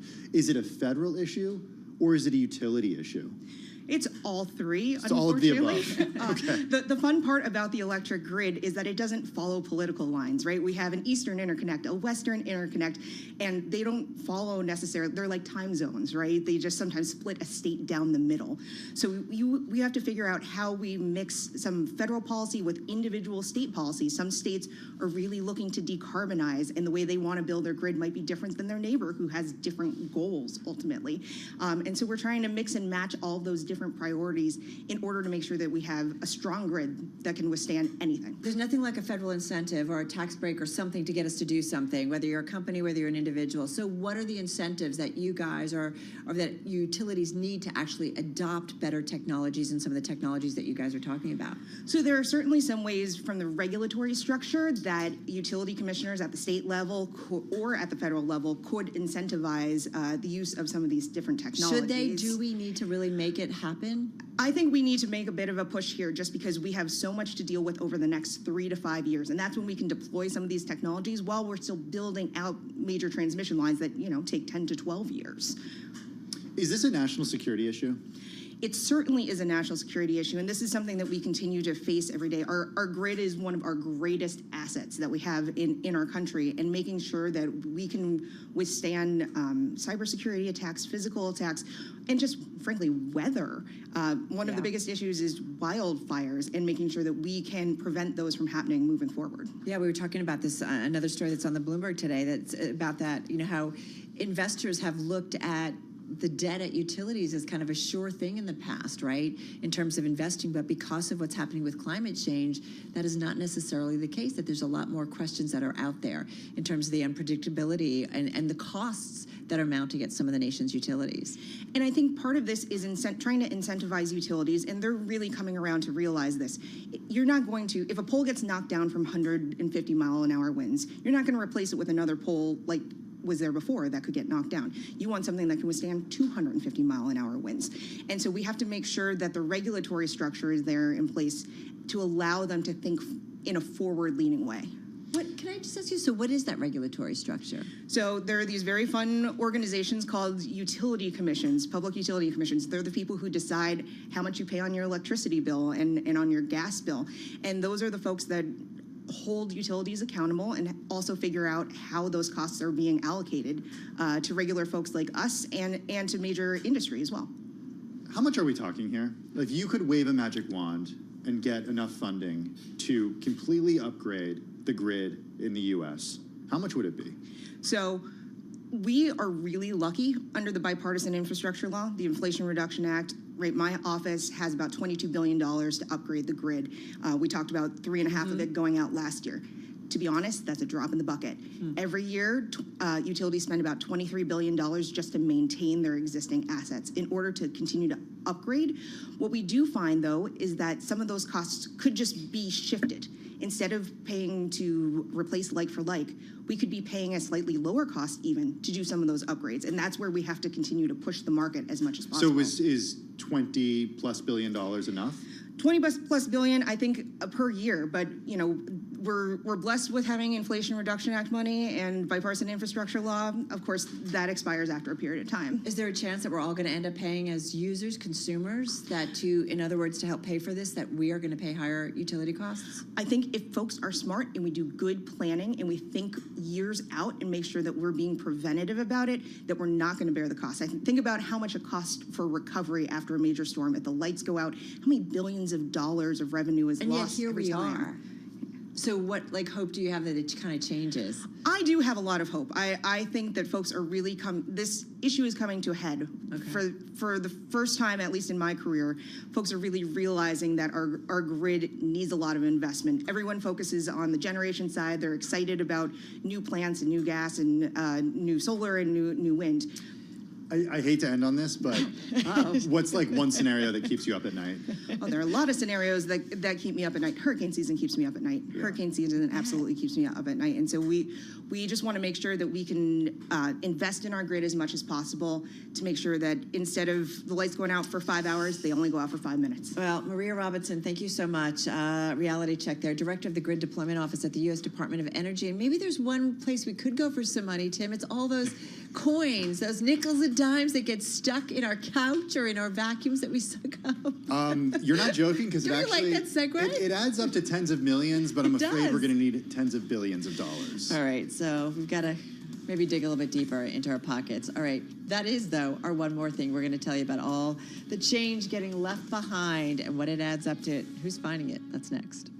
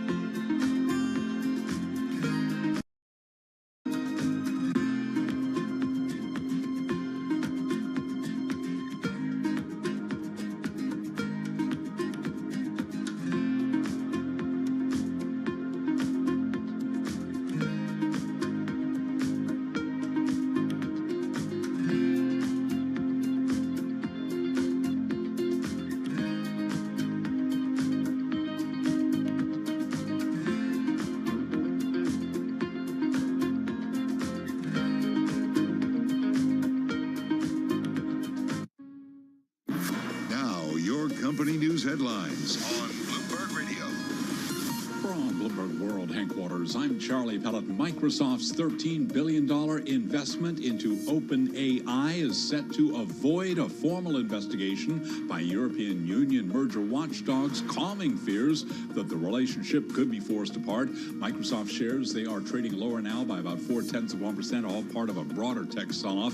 Sources tell Bloomberg the European Commission has decided that the tie-up does not merit a formal probe because it falls short of a takeover, and Microsoft does not control the direction of OpenAI. Meanwhile, sources tell Bloomberg U.S. antitrust enforcers are preparing a lawsuit seeking to block fashion company Tapestry's $8.5 billion planned takeover Connection of Capri lost. Holdings. Those sources say the Federal Trade Commission is expected to file a lawsuit as soon as Monday.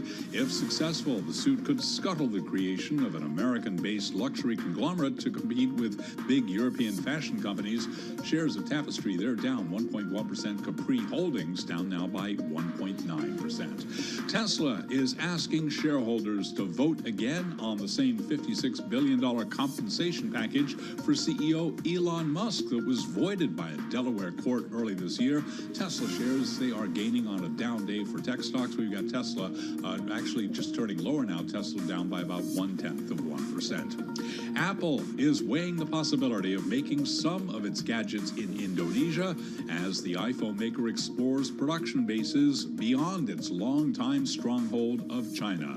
CEO Tim Cook, responding to a request from Indonesia's president, says Apple will look into the feasibility of local manufacturing. Apple shares down by 0.5%. Those are some of our top company stories at this hour. I'm Charlie Pellet, and this is Bloomberg. You're listening to Bloomberg Business Week with Carol Messer and Tim Stenivek on Bloomberg Radio and Television. It is Bloomberg Business Week. That's Carol Master. I'm Tim Stenivek. Let's get a check on the latest world and national news. We got Amy Morris in the Bloomberg 99.1 newsroom in D.C. Hey, Amy. Hi, Tim. House Republicans have released the text of that foreign aid package proposal to provide aid for Ukraine, Israel, and Taiwan. It's made up of 4 different bills, actually. More than $60 billion for Ukraine, more than $26 billion for Israel, and more than $8 billion for the Indo-Pacific region to ensure a strong deterrence there. The Senate Commerce Committee is reviewing Boeing's safety culture and heard today from aerospace engineer Javier De Luis, who helped compile a report about this. It faulted Boeing for ineffective procedures and a breakdown in communications. We're finding that there exists a disconnect, for lack of a better word, between the words that are being said by Boeing management and what is being seen and experienced by employees across the company. Aerospace engineer Javier De Luis. Boeing officials are not attending the hearing. They are expected to face lawmakers at a later date. Senate Majority Leader Chuck Schumer says he'll move to dismiss impeachment charges against Homeland Security Secretary Alejandro Mayorkas. That would end the Senate trial before arguments can get started. An outright dismissal of the Republicans' prosecution of Mayorkas with no chance to argue would be an embarrassing defeat for House Republicans and embattled House Speaker Mike Johnson, who has made this impeachment a priority. Global news 24 hours a day and whenever you want it with Bloomberg News Now. I'm Amy Morris, and now back to Bloomberg Business Week with Carol Messer and Tim Stenivek. Curious how much Amy Morris coins in the couch she might have. I don't know. Amy, are you there? Coins in my couch? Yeah. Millions of dollars worth? I might get you $1.50. All right, that's not too shabby. Yeah. All right. Well, this leads us to our one more thing, because a great story in the Wall Street Journal, courtesy of our YouTube producer, Elizabeth Cedron. She found this. She's like, you guys got to do this. Americans throwing away up to $68 million in coins a year. So how does that happen, right? Yeah, how does it happen? They get sucked up in vacuum cleaners, and then that gets thrown in the trash. Done that. And there are facilities, actually, where at these waste facilities, they're separating this and finding lots and lots of change. Yeah, it's called, the one in the Journal story, Reworld. It's a sustainable waste processing company. It's on a treasure hunt to find all of our lost change, if you will. The company says that in the 7 years since it started the effort, it has collected at least $10 million worth of coins. Do you even carry coins anymore? I don't carry coins except for Sunday mornings when it's swim lessons, because a lollipop is 25 cents, and that's what you get for completing a swim lesson. It's a good question, though, because a quarter today, according to this story, has about the same buying power that a quarter back in 1980, I should say, has the same buying power that a dollar has today. So for a lot of people, carrying around change is just not worth it anymore. It's kind of like nobody ever asked for it. I used to use quarters to do my laundry and all these different things. Hey, at airport checkpoints, though, the TSA collects hundreds of thousands of dollars worth of them each year. And then Reworld, their director of finance and business support, says that coins are left in couch cushions or cars and sucked into vacuums and sent to landfills. That's how it happens, folks. That's it. Yeah, because we're not using them as much as we used to. They're not in circulation as much as they used to be. According to the Federal Reserve, more than half of the coins that are in the U.S. are actually just sitting in people's homes right now. When do we get rid of coins? I don't know. That's the question. People are pushing. I don't know. I have a few in my wallet still.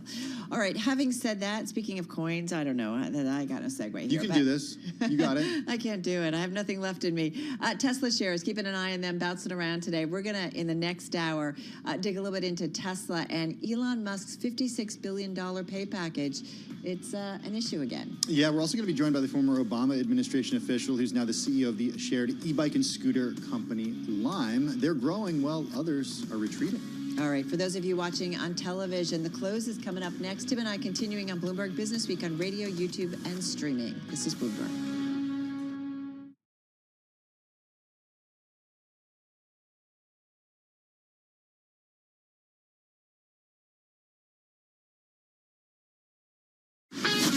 This is Bloomberg Business Week.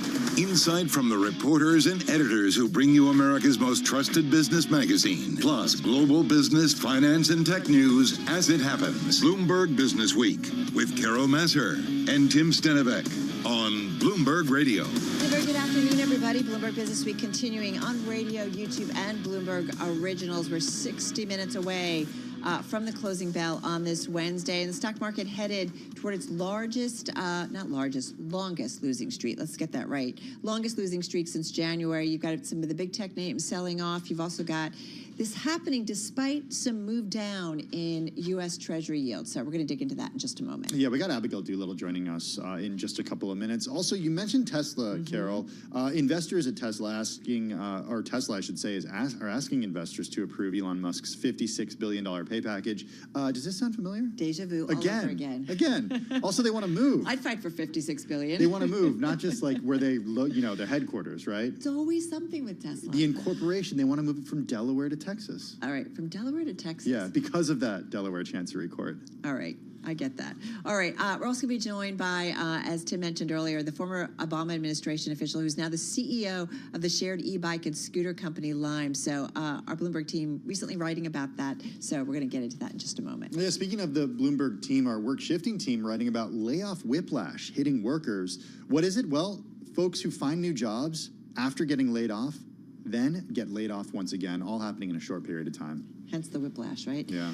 Season 2 of The Circuit getting underway this evening, so we'll talk about that. The featured guest is Jamie Dimon. You know him well. And then a new book delving into the invisible history of immigrant detention in the United States. A very revealing story, so looking forward to that a little bit later on Business Week. All that and more over the next 2 hours. First up, though, we'll check the day's trade and top business stories. Here's Charlie Pellet. All right, thank you very much. 59 minutes to go ahead of the closing bell. Speaking of whiplash, we have got stocks lower across the board right now, but it has been a day of swings both up and down. Right to the numbers here. Fast-moving markets. S&P 500 index down 22 right now, a drop of 0.4%. Dow Industrials had been positive at the top of the hour, now down 17, drop there of less than 0.1%. Nasdaq down 140 now, a decline of 0.9%. 10-year 4.58% with a 2-year that's yielding 4.92%. Spot gold down $8 the ounce to $23.74, down by about 0.3%. While West Texas Intermediate crude down 3.2%, 82.63 a barrel. Bottom line here, equities down for a fourth day with the S&P 500 extending a drop from its record to more than 4%. The Federal Reserve out with its Beige Book economic survey and the build up to its next policy meeting. And with more on that story, here's Bloomberg's Vinny Del Giudice. The Fed says America's economy has eked out slight gains since February, and consumers remain very sensitive to inflation. Businesses are finding it tougher to pass on their cost, trimming profit margins. The less than upbeat report sets the stage for the Fed's next get-together, April 30th and May 1st. Fed Chair Jerome Powell is warning interest rates will remain high until inflation is whipped, and other Fed officials have signaled there are no rush to ease. Vinny Del Giudice, Bloomberg Radio. Not very often you see a move like this for an airline. United Airlines Holdings up 16.6%. Shares higher after the carrier forecast better than expected profit this quarter, tempering concerns that Boeing aircraft delays and regulatory pressure will put expansion plans at risk. Again, United up now by 16.5%. Recapping stocks lower, S&P now at 5,028, down now by 0.5%. I'm Charlie Pelleton. That is a Bloomberg Business Flash. Thank you so much for that update, Charlie Pellet. Well, as Charlie mentioned, stocks started the day higher, but then began to fall after markets had been open for just about a half hour.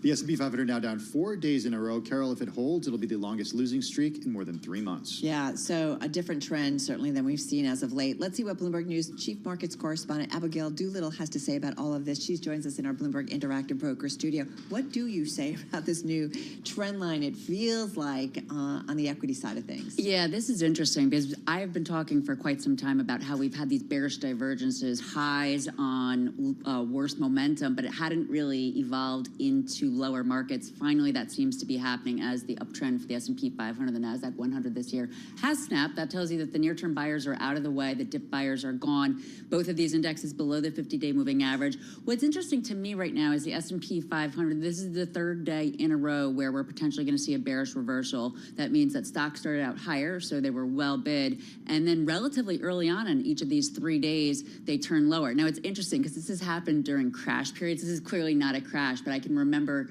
during various big corrections or even bear markets where the buyers try to get it going in the morning, and then very, very quickly the bears come back in. Was there any bit of macro news that pushed stocks? I couldn't find anything happening at around 10 o'clock this morning. What was it?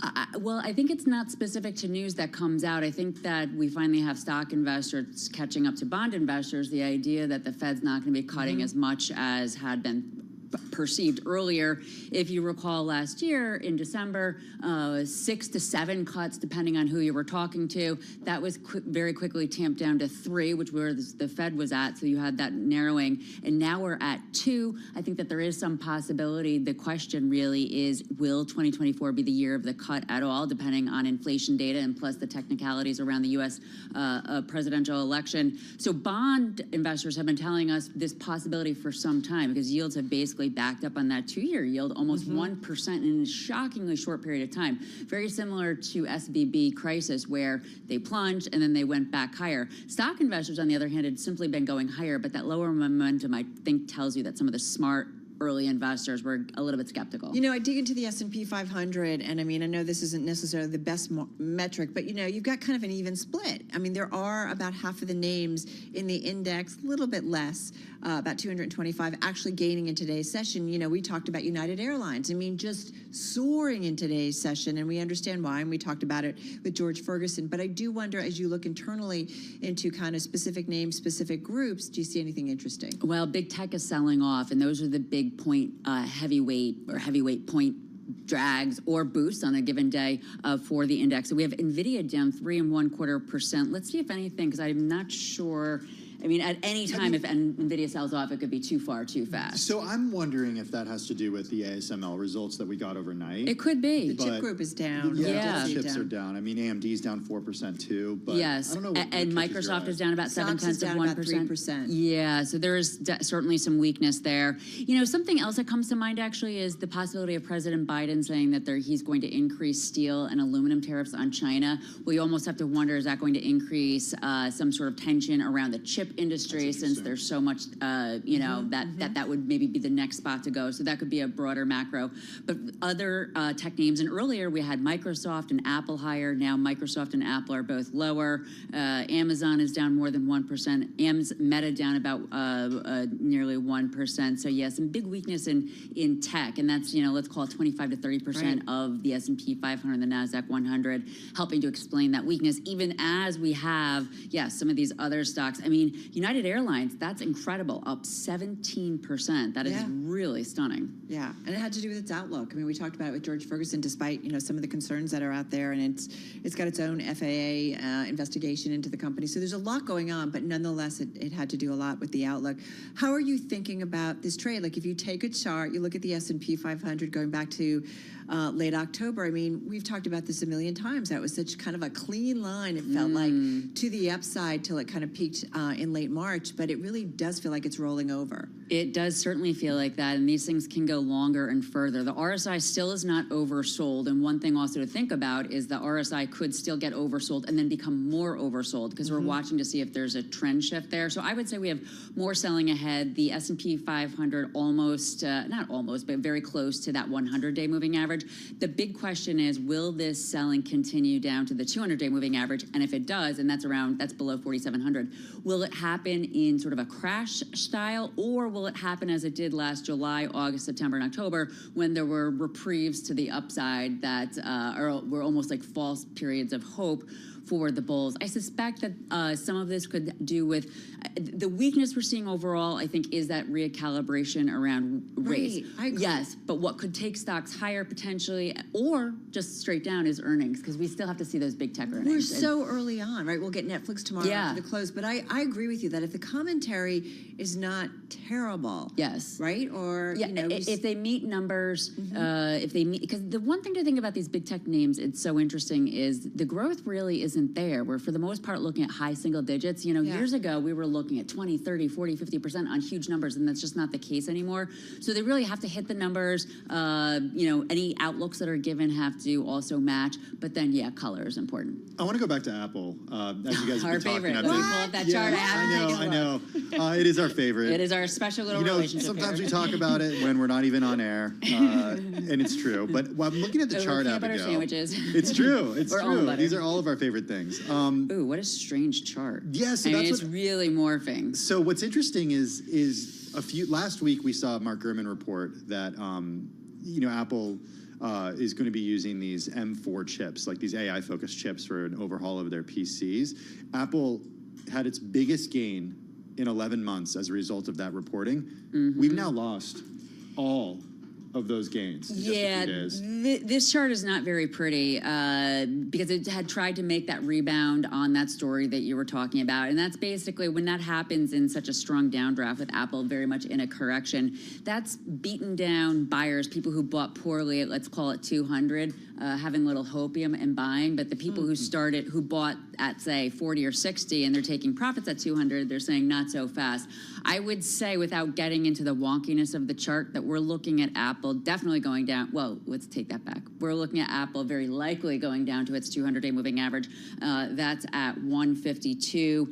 And then there is actually a possibility that you could see Apple go, to a 100 purely on the technicals. Now, were that to happen, that would point to a severe correction, if not bear market, for the major averages. What it would reflect, I guess I would say some kind of disconnect between the Fed and markets, maybe weak earnings, maybe China. I mean, it's hard to say. That would be quite a move. You talk to a lot of market watchers. You look at the options market in particular too, as well. Is sentiment, do you feel like, turning a little bit more negative or cautious? Actually, this is so interesting, and I'm going to try to go into my messaging very quickly here, because Arneem Holzer earlier today sent me a message about the VIX, and basically VIX options, VIX settlement for April yesterday, 18 basically. From a month ago, it was 14. So sentiment has really shifted in a very short period of time. Still low on a historical. Still low, yes. But it's a trend that you care about. Yes, it's a trend that you care about. And we also want to watch correlations because as those increase, it tells you that investors are kind of piling into the same things to protect on a macro basis. Same thing with dispersion. Yeah, the VIX, which I actually love charting. Most chartists or technical analysis, I'm not a technical analyst formally by any means, but they don't like it, but I think it's super reliable. It actually, to me, appears as though it's setting up for a massive spike higher, but timing is so difficult. Still up 5% this year. I mean, yes. Now, that said, we're looking at the worst month, though, for the S&P 500 since September. And small cap, this is really interesting. The degree of pressure there, we're seeing the worst month since September of 2022. And I think that's because those small cap companies are so dependent on borrowing. With rates higher, investors getting nervous. It makes me think about, and I think we've discussed this with you before, and I think it was Gina Martin Adams, or maybe it was you who brought it up, that those big mega cap tech names, their balance sheets are pretty solid. Yes. And they don't have to tap the debt markets. That puts them in a pretty good position to weather. Homage. No, but right. But it gives them certainly a nice little cushion. Smaller companies don't necessarily have that. That's a great point as well. That's a terrific point. They're completely dependent on the banks, and depending on what area of commercial lending you're looking at, the liquidity is not so strong. Like more recently, I've started taking the specialty beat in commercial real estate, and banks are really not lending. I mean, CMBS is open to some degree, but mainly closed. So there's been this whole large shadow banking, for lack of a better way to put it, or private credit. We had Martin Nussbaum today from Slate Property Group on, and their business 10 years ago or so when they started out the business, 95% equity, 5% debt, now 50-50. They did $1 billion in the last 6 months. Unbelievable. Because that's how much liquidity that there's not at the big banks. So great point on the small caps. Well, great overview of what's going on in the market. So appreciate it. Our own Abigail Doolittle, of course, Bloomberg News Chief Markets Correspondent. A headline crossing the Bloomberg terminal, UBS Group planning another round of job cuts as the firm continues to trim headcount following its rescue of Credit Suisse. That's according to people with knowledge of the matter. Going to point out, shares of UBS, they are higher as we speak. They've been up for most of the day, and right now they're up about 0.4%. So not necessarily seeing any reaction, but again, you can get more color and context around it. Just head to Bloomberg.com. Let's talk about Tesla. Yeah, shares down 0.2%. The company's going to ask shareholders to vote again on the same $56 billion comp package for Elon Musk that was voided by a Delaware court early this year. And speaking of Delaware, in a proxy filing issued Wednesday, Tesla also said it will call a vote on moving the company's state of incorporation to Texas from Delaware. Ed Ludlow, co-host of Bloomberg Technology on Bloomberg TV, joins us now from our San Francisco bureau. Ed, how should we read into these two bits of news in this proxy that we got earlier this morning? Yeah, I think if you take the action of Tesla shares in aggregate, right, we're down for a fourth straight session, is trading at its lowest level in almost a year. We're well below $500 billion of market cap now.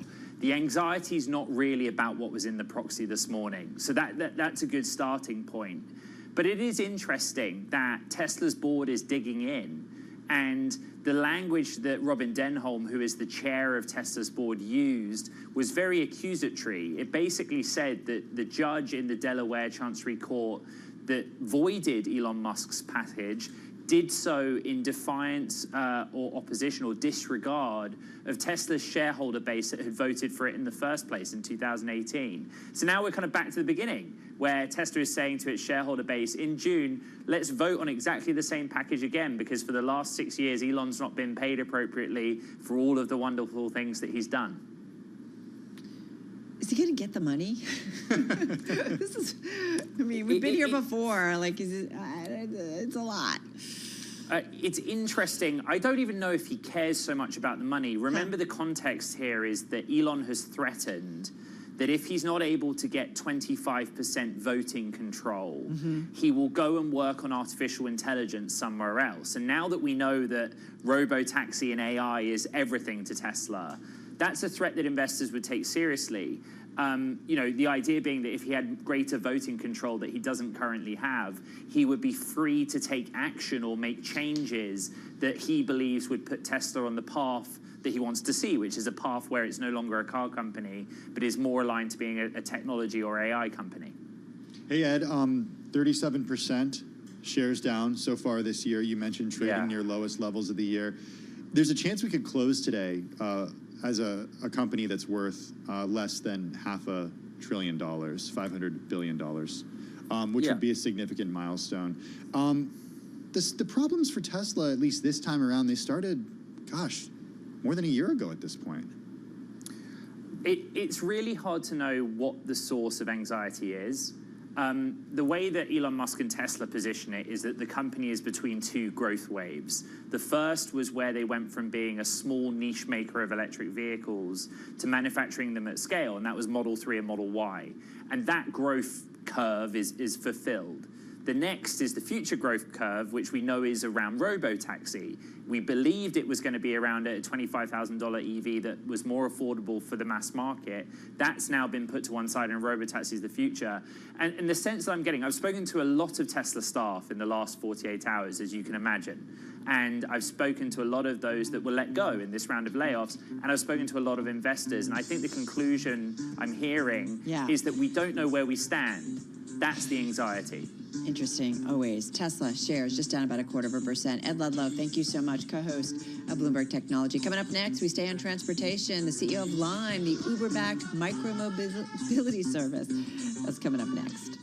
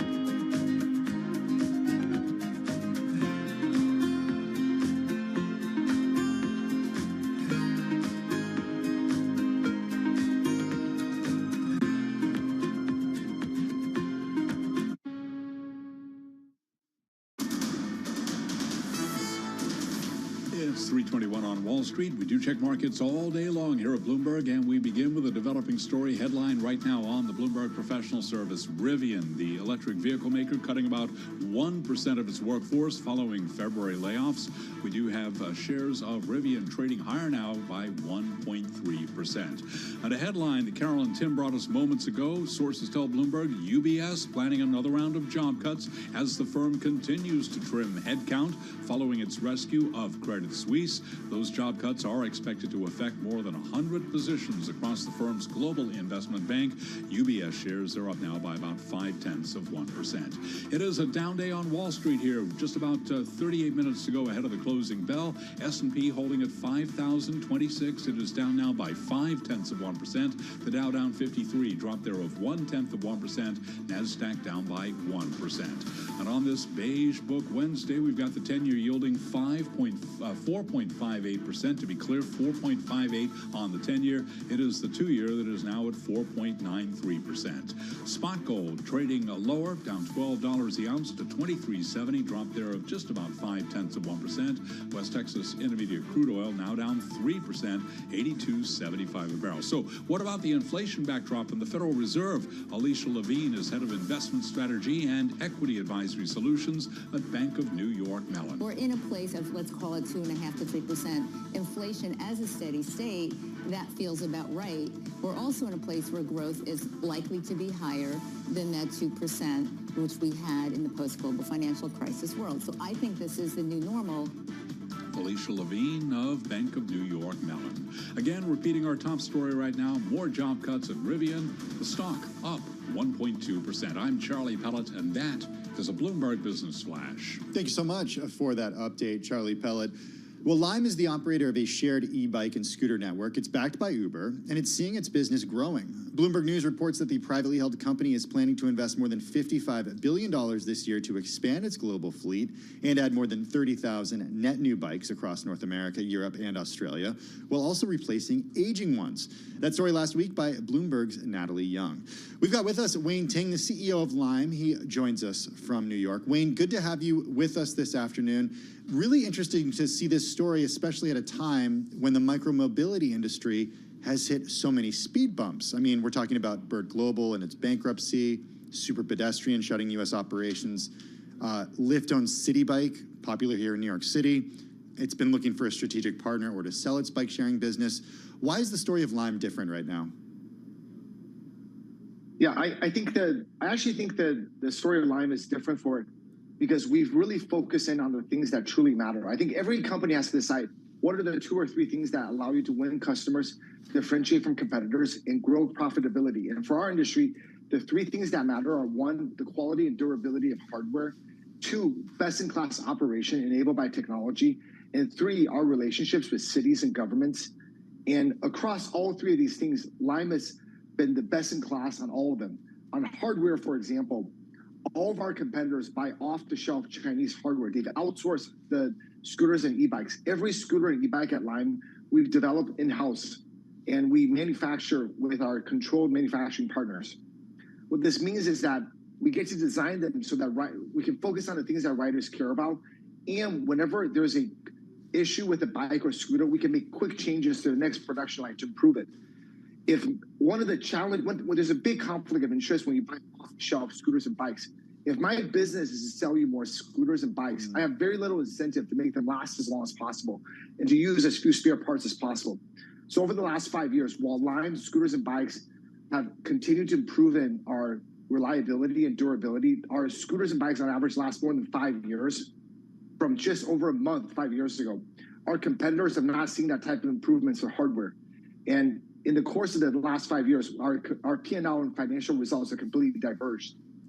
So because of these investments. So you are profitable, correct?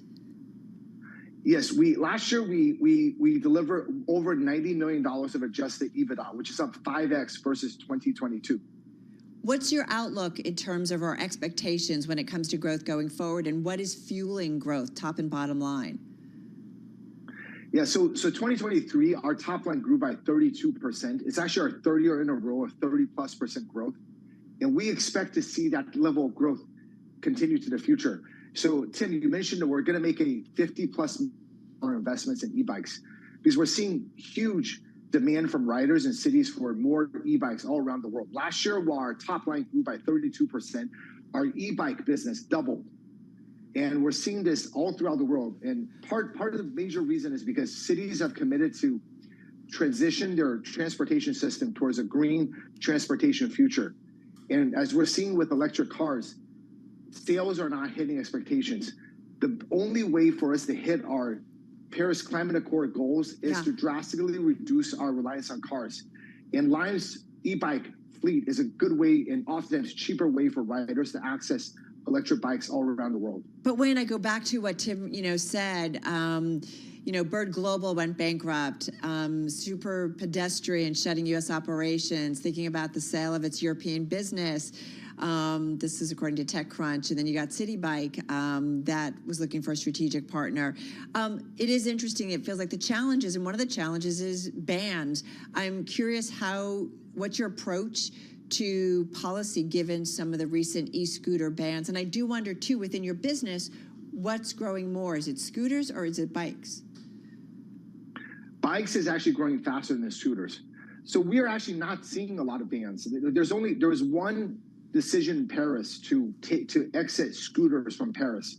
But since then, we've actually doubled our e-bike fleet in Paris as Paris is looking for green transportation ahead of the Olympics. And we now have more e-bikes on the streets of Paris than we did with scooters before the so-called scooter ban. And since then, we've seen no other city follow suit. In fact, we see every single city we work with either extend or expand their scooter and e-bike operations. So we're seeing the opposite effect, which is cities are actually adopting micromobility faster with time. I'm wondering too. Well, I want to ask a little bit about new vehicle types here, because there are also some new areas that you're working on, including new vehicle types. Also, a new business line when it comes to advertising. Starting with advertising, what do you have planned there? So, I think one of the differences between Lime's business model and traditional docked bike. So you all mentioned Motivate from Lyft. If you look at traditional docked bike businesses, that's the parent company of City Bike. Yeah. The only profitable part of the business is the advertising business. And they typically, and so one of the big differences for Lime is that we actually make money in our core operations. And so when we look at the advertising business, it's a proven business model for a lot of bike share businesses. We've just never historically tapped into it. But if we do go into it, it would be additive to the core business. Because I think one of the challenges a lot of these businesses have done is that they have not improved their core operations, and they simply relied on advertising to make up for losses in their core operations. That is not what Lime is doing. We make money in our core e-bike, e-scooter rental, and we see advertising as a add-on to our core business. And what about those new vehicle types, these new accessible vehicles that you're piloting in some areas of the world right now? Yes, I think one of the advantages that Lime has, because we have an internal hardware team, is that we get to experiment with lots of different hardware modes. And one of the things we learned with the e-bikes versus the e-scooter is that different types of hardware types can appeal to different riders differently. So, for example, bikes, we see a more gender balance between women and men, and a slightly older ridership than scooters, which are probably a little bit younger and more men than women. That's because we're afraid of so as killing we're ourselves on a scooter. More, just gonna say. So as we're investing in more hardware, we're also looking at how do we expand the appeal of micromobility to more riders, different age groups, different use cases. And so you'll continue to see us invest in new hardware form factors. What does that look like? Well, go ahead. What does that look like? Yeah. It's not a bike, it's not a scooter. What is it? Come on, so you can share with us. So the way we think about this is that the target trips length for Lime trips is trips under 5 miles. 60% of car trips are under 5 miles. And then so our question is, what do people do on these trips? They can go to the grocery stores, go to work, go to school, go visit a family. And what can't we do today? So for example, if you want to go to a grocery store, you have your groceries on you. It's hard to ride back in a scooter. But in our e-bikes, we have a basket, and it's a good place to put the groceries or whatever things you've bought. So we're going to continue to look at, also right now, if it gets very cold or if it rains, it becomes harder to use an e-bike or e-scooter. Are there ways we can make Lime scooters and bikes usable during rain and even during winter. And people typically don't want to use this for longer distances. Yeah. But can we make a mode that is good for long distance travel as well? Wayne, so the way we think about it is... Yeah, go ahead, please. No, finish your thought, please. Please, Carol. No. What we think about is how do we continue to tackle different use cases that riders may want to use micromobility for? Pretty cool. Looking forward to it. When you want to share more, draw us a picture. We would love to know. Hey, got 30 seconds left here. Do you have to go public, though, to fuel the expansion and growth that you're talking about ultimately? And just quickly, if you could. We don't need to go public to fuel it. So one of the big reasons why we're investing $50 million when all of our competitors in the industry is pulling back is because we actually generated nearly $100 million of EBITDA that we can leverage to invest in our growth and expansion. Right. Lime is profitable and self-sustaining. So we're at a point where we don't need to raise more money. In fact, I think one of the problems with the industry, like I would say with the VC industry generally, is that there's been so much cheap money coming in. Right. And then there's been a growth at all costs against a drive towards profitability. This is actually bad for business because bad companies don't go away. They just go raise more cheap capital. Okay. So that's not how we want to run our business. And we don't need to go public to fund our growth. Okay. We generate enough profits to fund our capital. Okay, 5 seconds, though. Do you want to go public? Of course. Okay, that's all I needed to know. Hey, Wayne, thank you so much. Look forward to next time. Wayne Ting, he's the CEO at Lime. Hey, let's get a check on the latest world and national news with Amy Morris in the Bloomberg 99.1 newsroom in D.C. Hey, Amy. Hi, Tim. This is breaking off of Capitol Hill now. The Senate has voted to kill that first impeachment article, against Homeland Security Secretary Mayorkas. Now they move to the second impeachment article. They're doing that now. Some other stories. President Biden promising to block the acquisition of U.S. Steel by a Japanese company, saying it should remain totally American. U.S. Steel has been an iconic American company for more than a century, and it should remain a totally American company. American owned, American operated by American union steelworkers, the best in the world. That's going to happen, I promise you. Biden making that pledge at the Pittsburgh headquarters of the United Steelworkers. President Biden also endorsing that aid package for Israel and Ukraine, urging quick passage so he can sign it immediately. It's made up of 4 different bills. Bloomberg's Joe Matthew. For Israel, the security supplemental totals $26 billion to support Israel in its effort, it says, to defend itself against Iran and its proxies and to reimburse U.S. military operations in response to recent attacks. $4 billion alone here to replenish the Iron Dome and David Sling missile defense systems. That aid package also includes $60 billion for Ukraine, another $8 billion for the Indo-Pacific region. Boeing safety culture under a microscope in the Senate. Aerospace engineer Javier De Luis compiled a report faulting Boeing for a breakdown in communications. They hear speak up if you see anything that's unsafe. But what they see is that if they do speak up, they get very little feedback. Boeing officials will face lawmakers at a later date. Global news 24 hours a day and whenever you want it with Bloomberg News Now. I'm Amy Morris, and this is Bloomberg.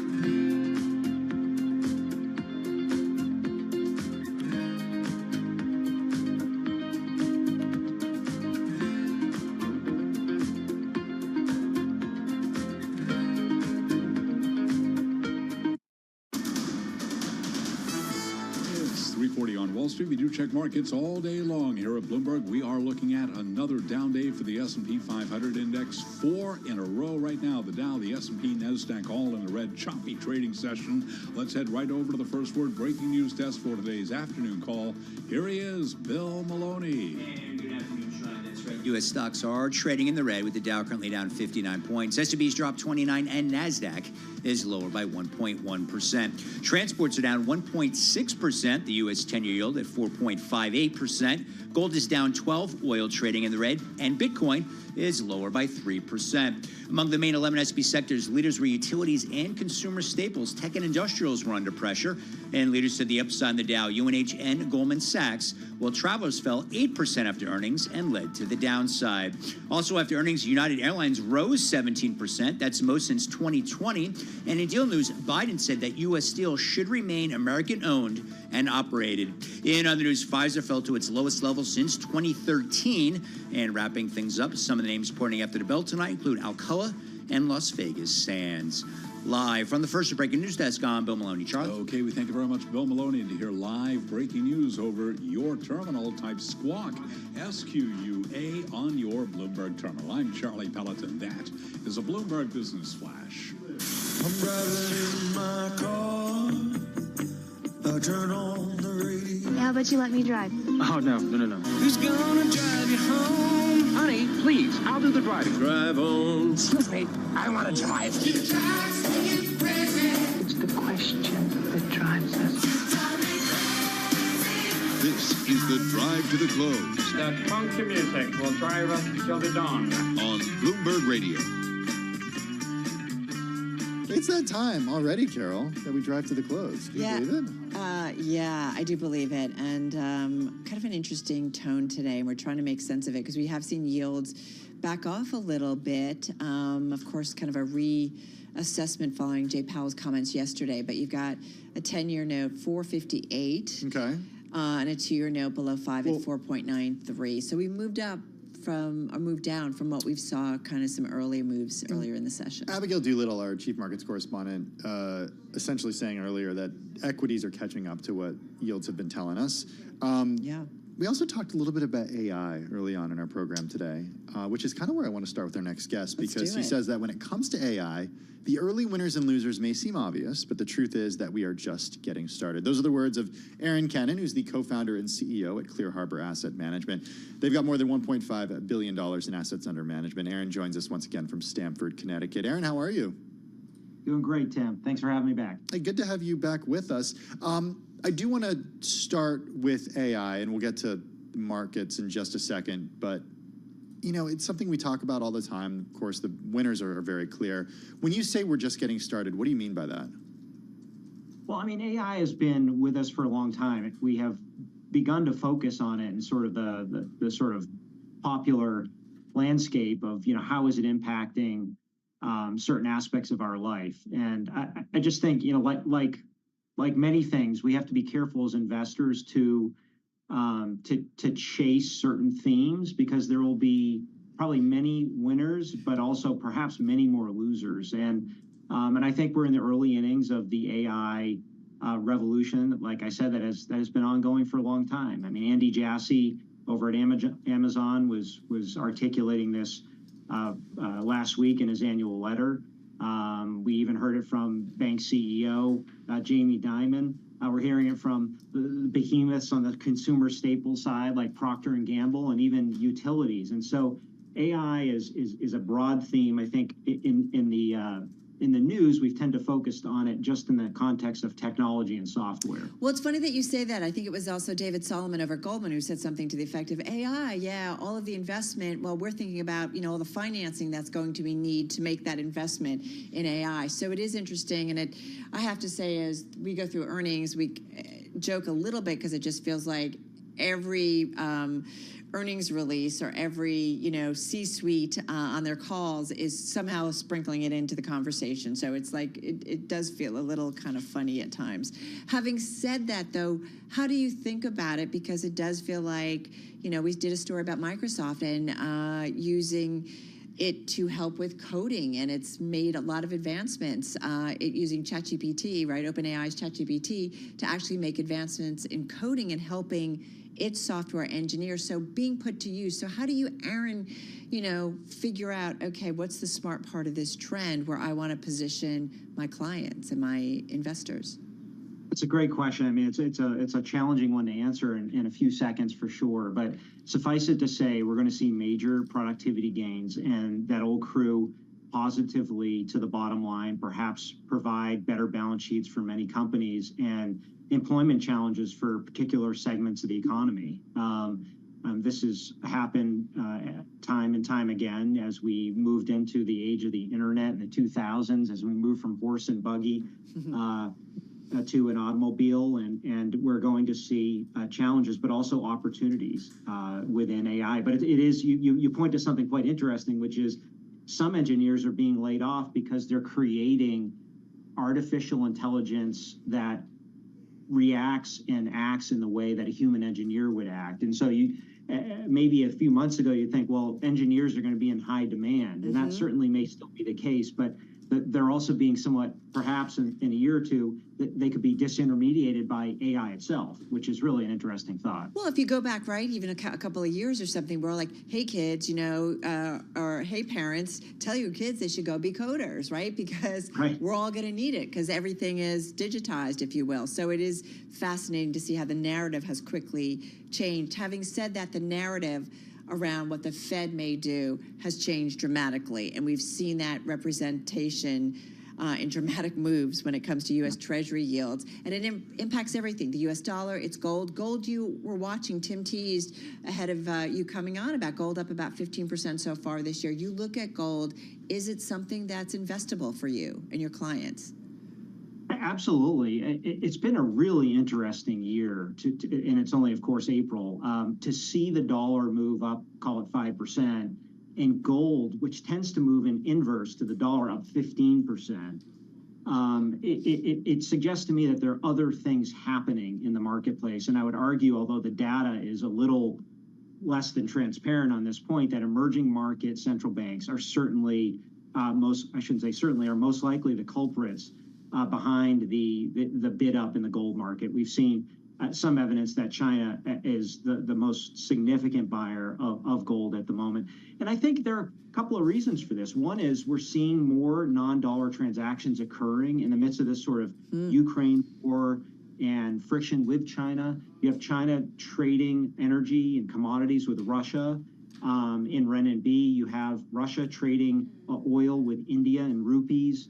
And so I think it's sort of putting into question the degree to which the dollar will remain the prevailing lead currency in the world. I mean, certainly that trend is still in place. The dollar is the global reserve currency, but it's trended downward from, 75 to 80% maybe in 1950 to below 60% today. And that trend probably will continue declining into the future. And I think that's, part of what's going on the gold front. The other big point here, too, is that our fiscal house is not in order. And the last time we had interest rates where they are today on a 2-year rolling basis was back about 17 years ago when our debt to GDP was 60%. And today it's over 120%. So the notion that the dollar is in good stead relative to gold is being put into question. And there are, of course, many other variables to talk about there, but those are some of the key ones that come to mind. Well, Aaron, we only have 30 seconds left, but I do want to talk about today's market, the S&P 500 on track for a close, 4 days of decline if it does indeed close lower, which it looks like it will do. Buying opportunity right now? I think in the long run, you want to own well-managed, well-positioned equities for sure. But if you look at the breadth of the market, which had been widening out going into the end of the quarter, it's not any longer. If you look at the top 4 names in the market that have led the rally of 6% in the S&P, Tim, NVIDIA, Meta, Microsoft, and Amazon, they represent 72% of the current year-to-date return of 6%. Wow. Last year, that number was 43%. The top 4 names led only 43% of the total return. And so it's certainly a narrow rally. But if you look beneath the hood at the broader S&P, at the broader market, it's cheaper. It's only trading at 65. We got to run. Aaron Kennan over at Clear Harbor Asset Management. This is Bloomberg.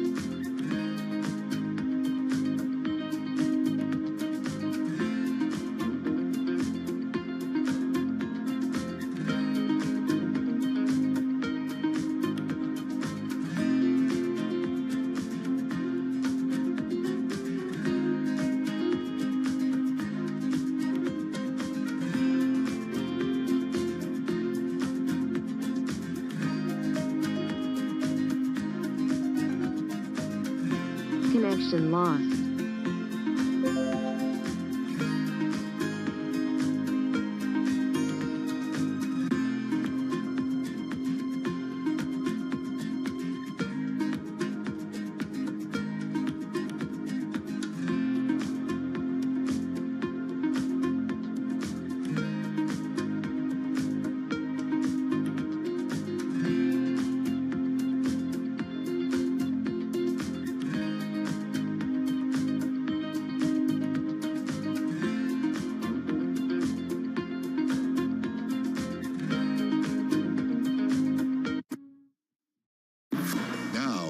Company news headlines on Bloomberg Radio. From Bloomberg World headquarters, I'm Charlie Pellet. Emirates says it is halting all check-ins for passengers into tomorrow morning as bad weather in Dubai continues to disrupt travel in one of the world's busiest aviation hubs. Ryanair Holdings says Boeing is taking steps to accelerate delivery of some 737 MAX jets this summer, potentially alleviating the bottleneck created from a slower pace of output. Today, we've got shares of Ryanair Holdings, the ADRs today, they are advancing. United Airlines Holdings shares rose the most in almost 3 months after the carrier forecast better than expected profit this quarter. We've got shares of UAL up now by 17.6%. And with more on the United story, here's Bloomberg's Kimberly Adams. Charlie, the report eases concerns that Boeing aircraft delays and regulatory pressure will put expansion plans at risk. The Chicago-based airline said adjusted earnings will be $3.75 to $4.25 this year in the second quarter, topping the $3.73 average of analyst estimates compiled by Bloomberg. The outlook shows how the airline is navigating a challenging start to the year, marked by a rash of safety incidents, the temporary grounding of some planes, and the late delivery of aircraft it was counting on for expansion. A Federal Aviation Administration review has already begun to stunt near-term growth, with United recently delaying the start of 2 new routes. Charlie? And that's Kimberly Adams reporting again. United shares, they're up now by 17%. Microsoft's $13 billion investment into OpenAI is set to avoid a formal investigation by European Union merger watchdogs, calming fears that the relationship could be forced apart. Microsoft today down 0.4%. And those are our top company stories at this hour. I'm Charlie Pelletan. This is Bloomberg. This is Bloomberg Business Week with Carol Massar and Tim Stenivek on Bloomberg Radio and Television. All right, everybody. In just a moment, we're going to head over to our TV colleagues to wrap up this trading day. In the meantime, George Clooney and Brad Pitt, if you are listening, we have a story for you. Because this is going to be a movie. We know it. Police have named 2 Air Canada employees among the suspects in the theft of millions of dollars in gold from a cargo facility at the country's busiest airport in what has been dubbed Canada's largest ever gold heist. Ocean 17 or something like that. Or at least a podcast. Police in Peel Region, a Toronto suburb, identified 9 men they believe were involved in the crime. They've arrested 5 and issued nationwide warrants for 3 others. The 9th person, the alleged driver of a 5-ton truck that hauled away the gold and banknotes, is in U.S. custody. It's always the driver. So sorry. In U.S. custody on firearms trafficking charges, a police detective said. Bummers. What are you going to do with all those Everybody gold? else ran. The driver's like, what do I do with it? I have a serious question. As somebody who is not a criminal or not an alleged criminal, what do you do with all those gold bars? Can you just go sell gold bars? You're like, hey. Can you? You melt it down. Do you? You make jewelry. In your kitchen? George, Brad, what do you tell do us with what you these would gold do bars? with it. I don't know. It's really kind of interesting. I guess, I don't know, gold is gold. But they have serial numbers, right? Don't they? Help? Anybody? Okay. Well, the saga began when a Swiss bank and a precious metals refining company hired Brinks to move valuables from Zurich to Toronto. The shipment included 6,600 gold bars weighing a total of more than 800 pounds, worth about $20 million Canadian at the time, plus some 22.5 million Canadian in foreign banknotes. Yeah, Brinks arranging for Air Canada to fly the goods to Canada, and the plane landed at Toronto's Pearson International on the afternoon of April 17th, 2023, so a year ago today. The gold bars and bills were then hauled to an Air Canada cargo warehouse where at around 6:30 p.m. a driver showed up in a white truck clutching a fraudulent document to claim the shipment. The document, police said, was a duplicate of an airway bill for a seafood shipment that had been picked up the day before. Maybe we got to work on the security, guys. This is according to the detective sergeant there telling reporters at a Wednesday news conference. The waybill had been printed with Air Canada's facilities. Maybe we got to work on this. You heard about the LA one a few weeks ago, right? No, I don't remember. Yeah, a lot of cash stolen from LA from a safe armored trucks. Bummers. Yeah. Anyway. Facility for armored trucks. Ocean 17. Ocean 17 and 18. Coming to Netflix or a theater near you.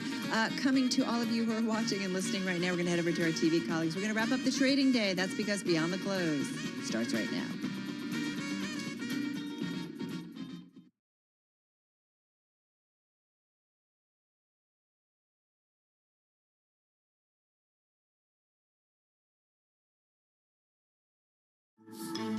Beyond the Bell, Bloomberg's comprehensive cross-platform coverage of the U.S. market close starts right now.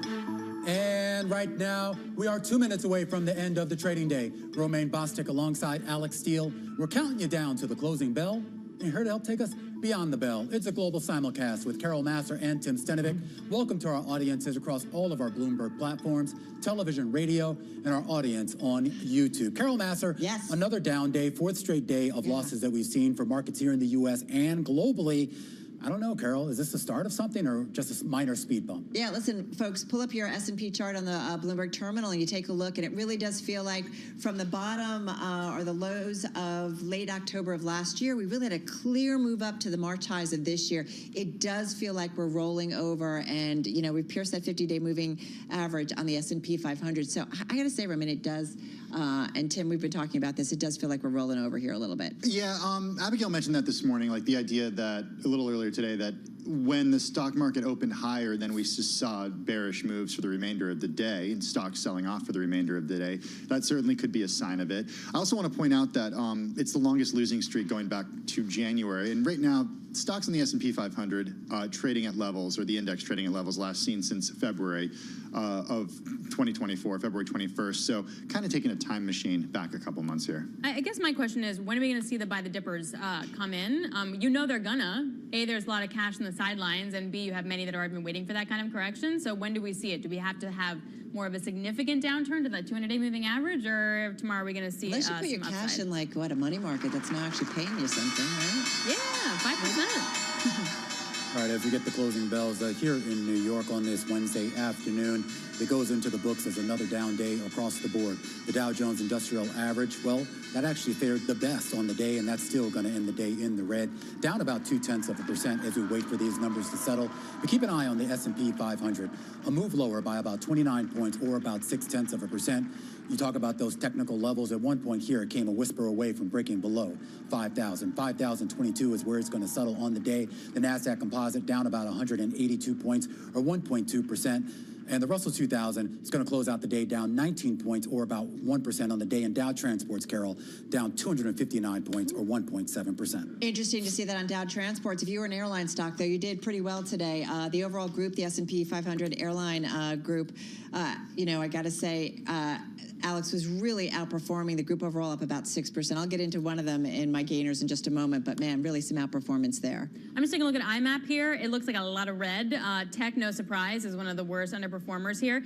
Real estate also closing down 0.8%, despite the fact that yields were falling today. And then you have discretionary, energy, and industrial, so the cyclical guys trading in the red. Utilities, though, doing pretty well today. That sector up by about 2%. I'm trying to click through to the actual stocks, but I'll get that for you guys. Don't worry. All right, get back to us on that. I'll get back to you. All right, I mentioned airlines, really some outperformance. Thank you, United Airlines, because that stock, whoa, up more than 17% in today's session, surging the most in more than 3 years, going back to November of 2020. So quite some outperformance. This after the company forecast better than expected profit this quarter, tempering concerns that the Boeing aircraft delays and regulatory pressure will put some expansion plans at risk. Remember, FAA looking into also kind of some of the operations over at UAL as well.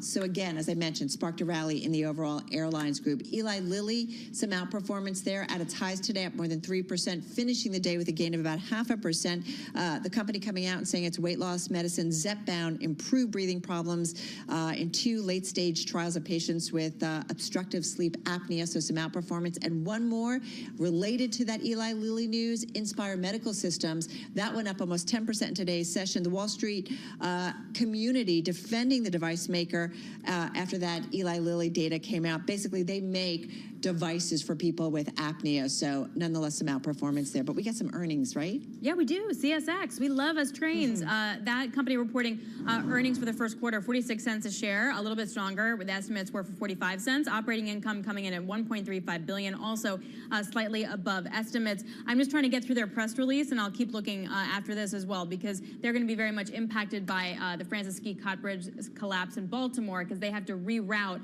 a lot of stuff that is in Baltimore through their train line. So that was going to be a little bit of a headwind for that. The stock looks to be down by about 1%. Yeah, interesting too. Just taking up 1%. Just taking a look at their volumes here. I mean, I thought it was interesting. You're seeing those volumes actually go up about 3% in the quarter relative to the prior quarter in 2023 here.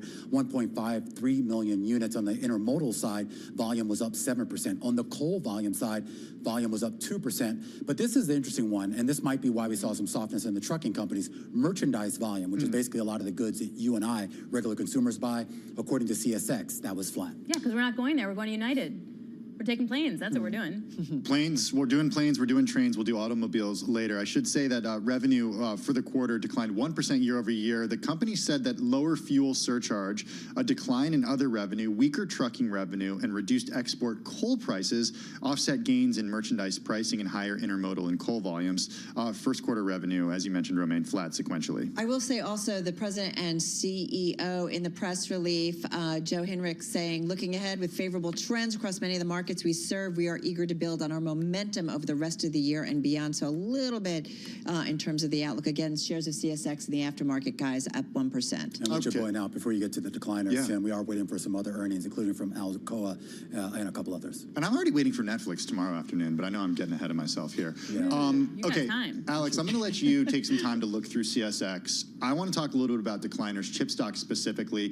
NVIDIA and ASML, companies that I want to talk about. ASML down 7% today. Chip stocks in general under pressure. The stocks finished down 3.3% today.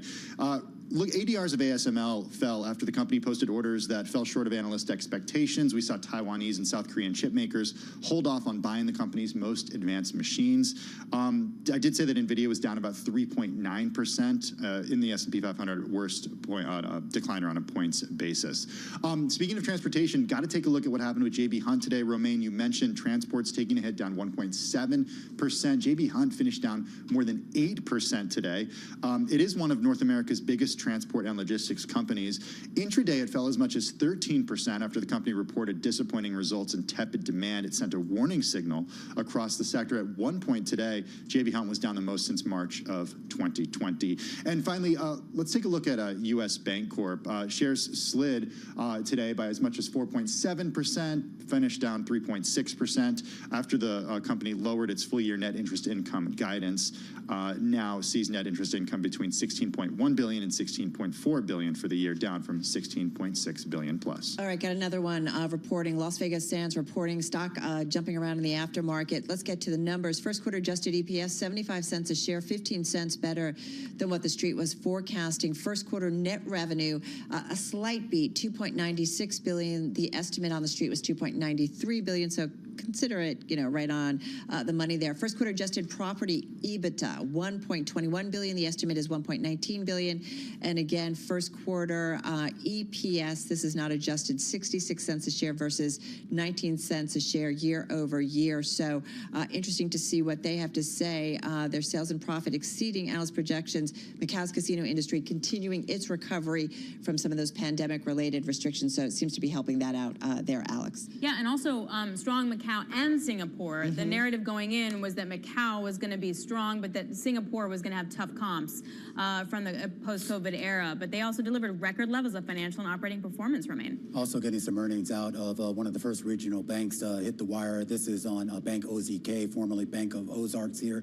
And you are seeing some improvement, not only on the top and bottom line numbers, but on deposits and on net interest income. Net interest income coming in slightly above estimates, 4.7% versus a street estimate of about 4.69 here.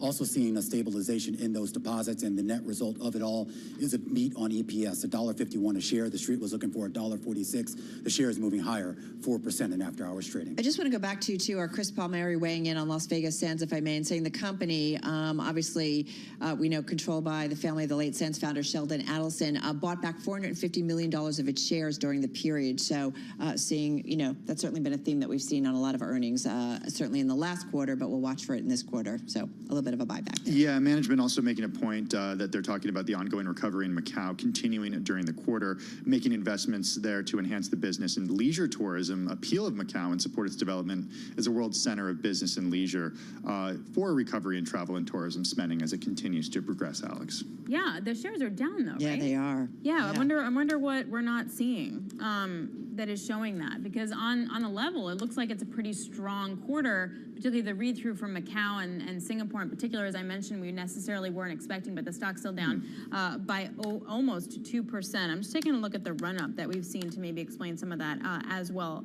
Over the, it's pretty flat on the year, too. That's quite interesting. Yeah, really, it's interesting. So we'll look for some more commentary, certainly on the earnings call. Las Vegas Sands, as Alex mentioned, down about 2.5%. All right, guys, that's a wrap. Our cross-platform radio, TV, YouTube, Bloomberg Originals. We call it Beyond the Bell. We'll see you again, same time, same place tomorrow. This is Bloomberg Business Week. Insight from the reporters and editors who bring you America's most trusted business magazine. Plus, global business, finance, and tech news as it happens. Bloomberg Business Week with Carol Masser and Tim Stenevec on Bloomberg Radio. It's Bloomberg Business Week. That's Carol Masser. I'm Tim Stenevec. And Guess what, Carol? Yes? Season 2 of The Circuit with Emily Chang is kicking off tonight, 6 p.m. Wall Street time on Bloomberg TV, and then streaming at 8 p.m. Wall Street time on Bloomberg Originals. The debut episode features none other than JP Morgan Chase CEO and Chairman Jamie Dimon, someone I think it's fair to say who's made no secret that JP Morgan Chase is all in when it comes to AI. I've got to say, I've seen the promos for the season. It's really exciting and looking forward to all of it. In the episode, though, the head of the world's biggest bank laying out his vision for the future of money in an AI world, speaking with Bloomberg Originals host and executive producer Emily Chang about the AI opportunity, geopolitical risks, and the need for American leadership. Perfect voice to talk about all of that. Emily joining us right now from San Francisco. I have to say, the promo is so cool. I'm looking forward to the season. Jamie Dimon, but I will say the second season feels like you shifted a little bit in some of the voices you wanted to speak to. Talk to us about talking to Jamie. Yeah, well, obviously Jamie Dimon is Jamie Dimon, and the whole goal of the circuit is to really get the biggest leaders in business and tech to really open up. And how do you do that with one of the most interviewed, most scrutinized CEOs in the world? So with someone like him, it was really about making the most of a really limited amount of time, chatting around the handshake, the walk to the interview room, making, small talk while we're getting all set up. And I honestly think that's, some of the most interesting part of the episode, because you don't really see him like that unscripted, talking about his family, talking about his childhood, talking about his priorities. And for me, that was sort of the coolest part, is seeing the Jamie behind the camera. However, it's on camera in the episode because, this is all about going behind the scenes. And so that's really exciting. And obviously as the season progresses, you're going to see more ensemble casts, more different kinds of characters. We travel, we're going to Colombia, we go to Detroit, we go to LA. And so there's all different flavors in this season. Okay, tell us a little bit about where you did the interview with Jamie. As you mentioned, he's interviewed a lot, but a lot of the interviews are very similar in the way that they're done. Talk to us about where you did the interview and sort of like what makes it the circuit. Yeah, so we were in London. He had just touched down for a JP Morgan tech conference there. He was also going to be meeting with clients. I spoke to him at an, off the record on stage event as well. And, from what I was told, he doesn't love walk and talks with reporters. He generally refuses to do them, but we really, work to convince them, look, this really makes a difference when you're trying to do a show of this magnitude and show different sides of a person. Will you please just do a quick walk and talk where we can show you being a real human being and not just, in this screen-sized box? And he agreed. And he was such a good sport. And it was the first time I'd met him. And you both know my beat is tech. So normally we're asking him about inflation and the economy and interest rates. And we had to hit on some of that stuff because we're Bloomberg and you don't want to miss an opportunity to do that with Jamie Dimon. But, much of the conversation was focused on tech, the threat of Apple and the bank of Apple, the opportunity of AI, the promise and perils of AI, competition with big tech and how they're trying to get a bigger footprint in Silicon Valley and do banking for more and more startups. I got to say, Emily, one of the things I always remember with Jamie Dimon many years ago is him being on a stage and say the thing that scares me the most is cybersecurity and concerns, but his focus on technology has been there for a long time. Here's, though, we want to get to what your conversation with Jamie was about, especially when it comes to the impact of AI in finance. Here's what he had to say to Emily. It's a living, breathing thing. It's going to change. There are going to be all different types of models and different types of tools and technology. But the way to think about it for us is every single process, so errors, trading, hedging, research, every app, every database, you're going to be applying AI.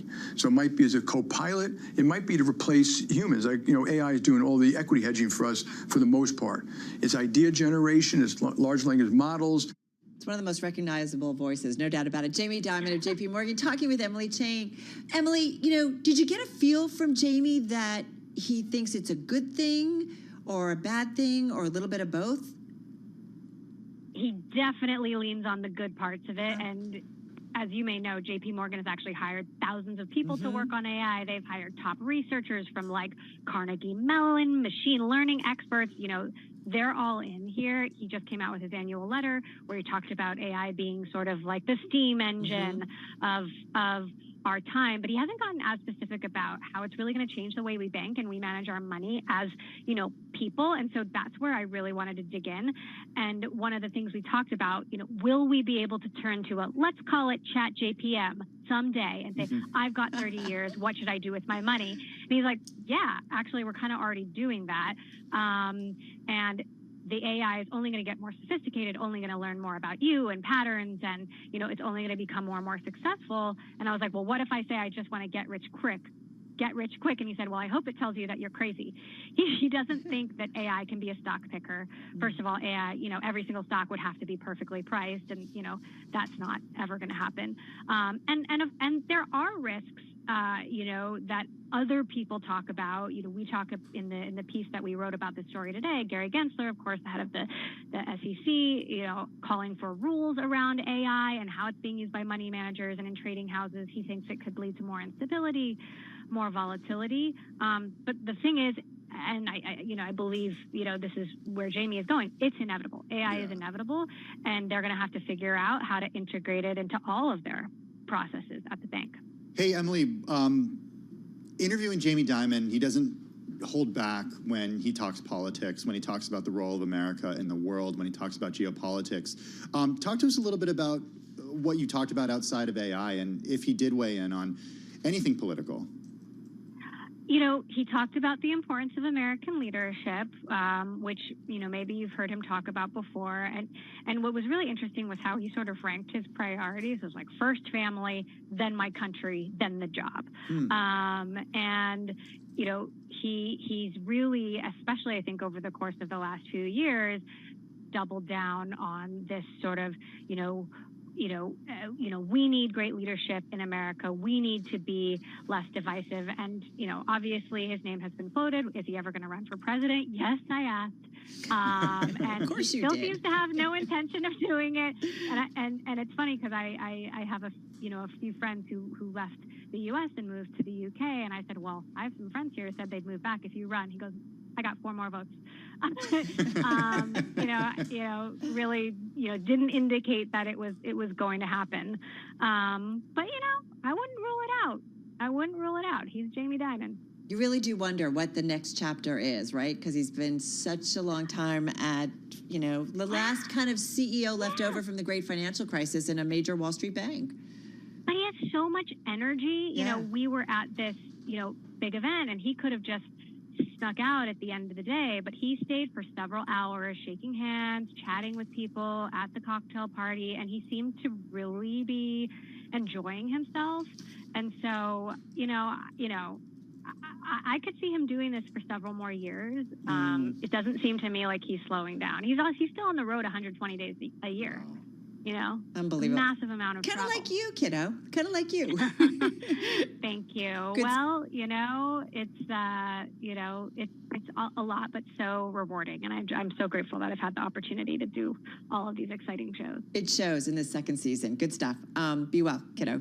Emily Chang, host and Bye, executive guys. producer of Bloomberg Originals. Of course, it is called The Circus, so you can catch it the second season. Yeah, second season. It premieres tonight, 6 p.m. Wall Street time on Bloomberg TV.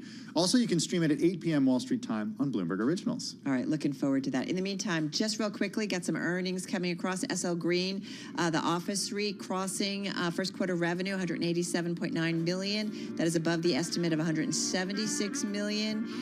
Also looking at net operating income down 37% year over year. And then Discover Financial also out. Yeah, I'm looking at the stock of SL Green, up more than 4.7% in the after hours, Carol. Yeah, and we'll break down. I'm looking at Discover Financial. That stock is also moving in the after hours. We'll get the details. Down about 1.6%.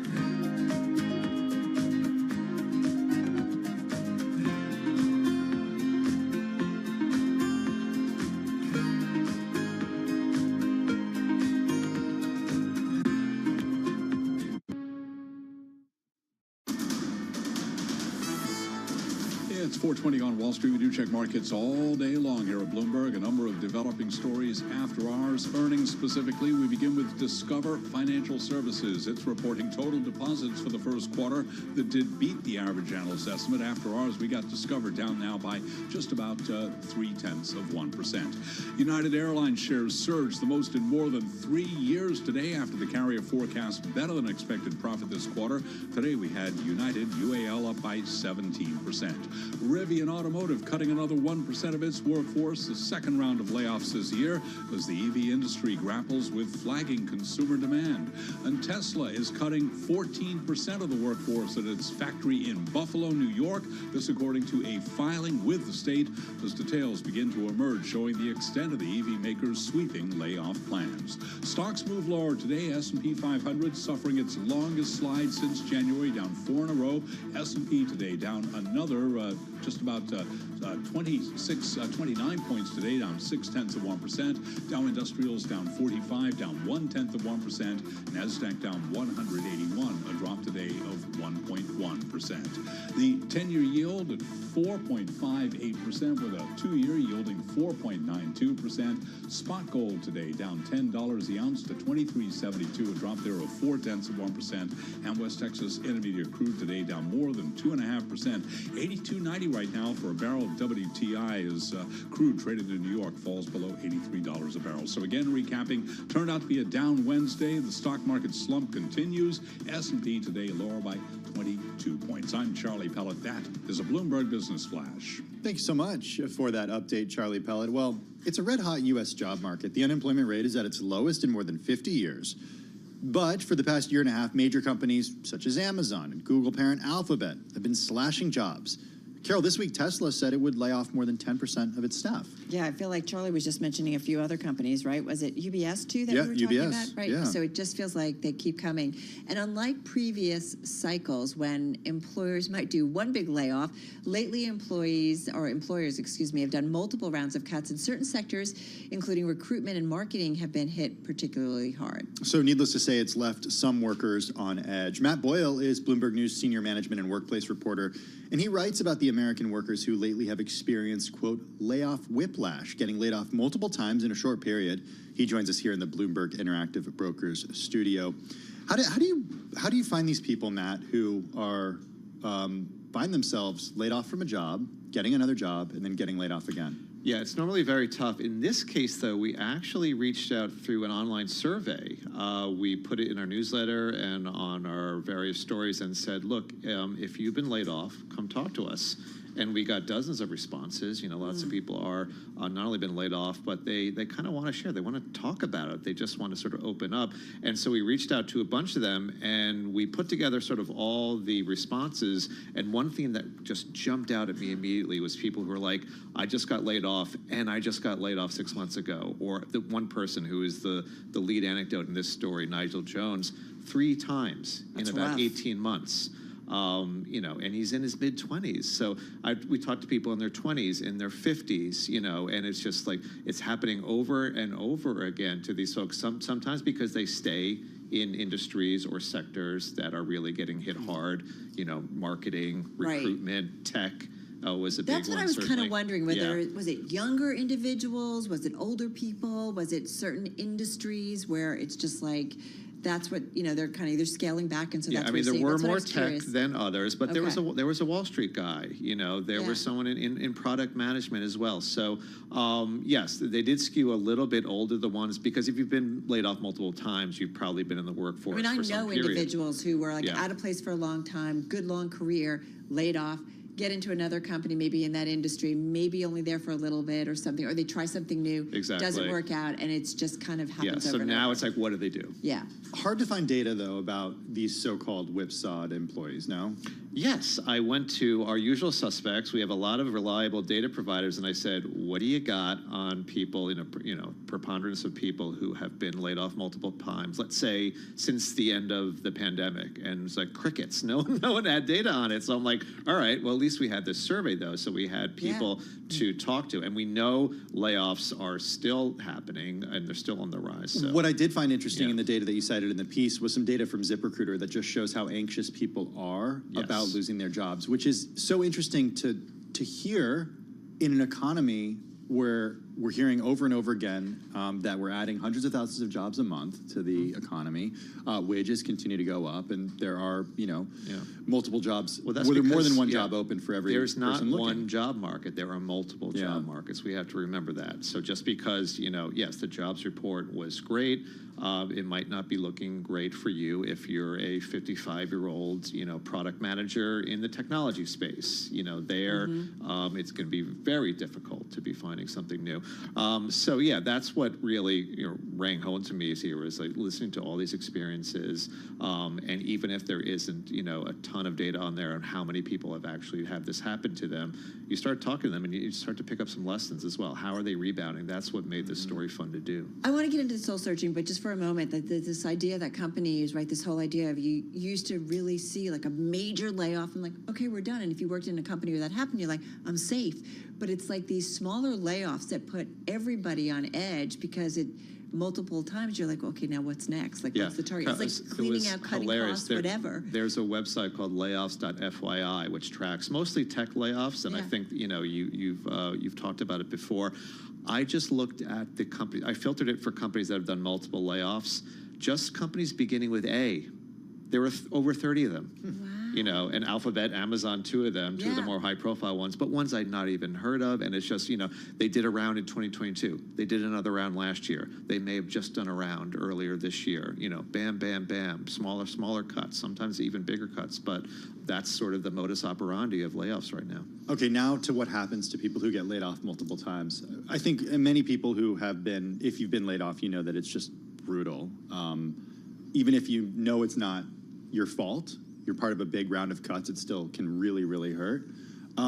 What happens to people who are laid off multiple times in a short period, and what do some experts you spoke to advise about sort of doing some soul searching? I mean, one big thing is, yes, they do start to doubt themselves. You start to think, wait a minute, have I done everything right? I thought I did everything right. Is it me? I mean, this one of the person said to me, could this be me?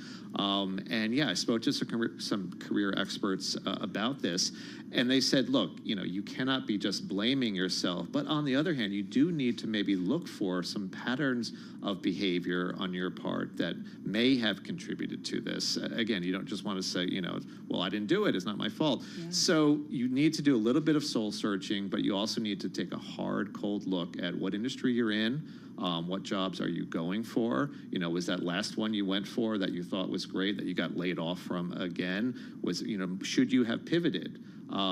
Should you have learned some new skills? Should you have moved from the startup realm to more established companies? Again, none of these things are fail-safe, but you might not really need to start thinking about, okay, do I need to make sort of a bigger shift here, a bigger tact, and then, or maybe do I need to, put out my own shingle, start my own business?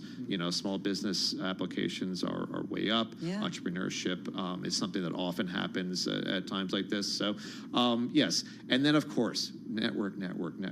Some people get laid off and they go to Tahiti, they go take time off, or they draw into themselves. They don't want to talk to anyone because they're ashamed. It's natural. Yeah. We're human. But the people who rebounded quick, and it's hilarious. One of the women I interviewed just got a job offer while I was interviewing her, like in the space of 2-3 weeks, because instead of withdrawing, she aggressively went to every contact she had. She did what's a massive Google Doc of every accomplishment she had. Wait, didn't she call it? What do you call it? The mind dump. The exactly. Mind dump. That was great. Yes, she's like, I did a mind dump. I'm like, well, that sounds interesting. Tell me about your mind dump. I thought I mind dump every day. So if a recruiter called at 6 o'clock on a Friday, she wouldn't have to scramble and be like, well, I did. She would have it all right in front of her, and she's the one who just got the job offer. Like, can list her accomplishments. Like, here's what I've done, right? Exactly. Really concrete stuff. One guy redid his LinkedIn profile, which is always smart. You don't want your LinkedIn to get stale, and he emphasizes achievements more than just sort of, I was vice president of pencils or whatever like that.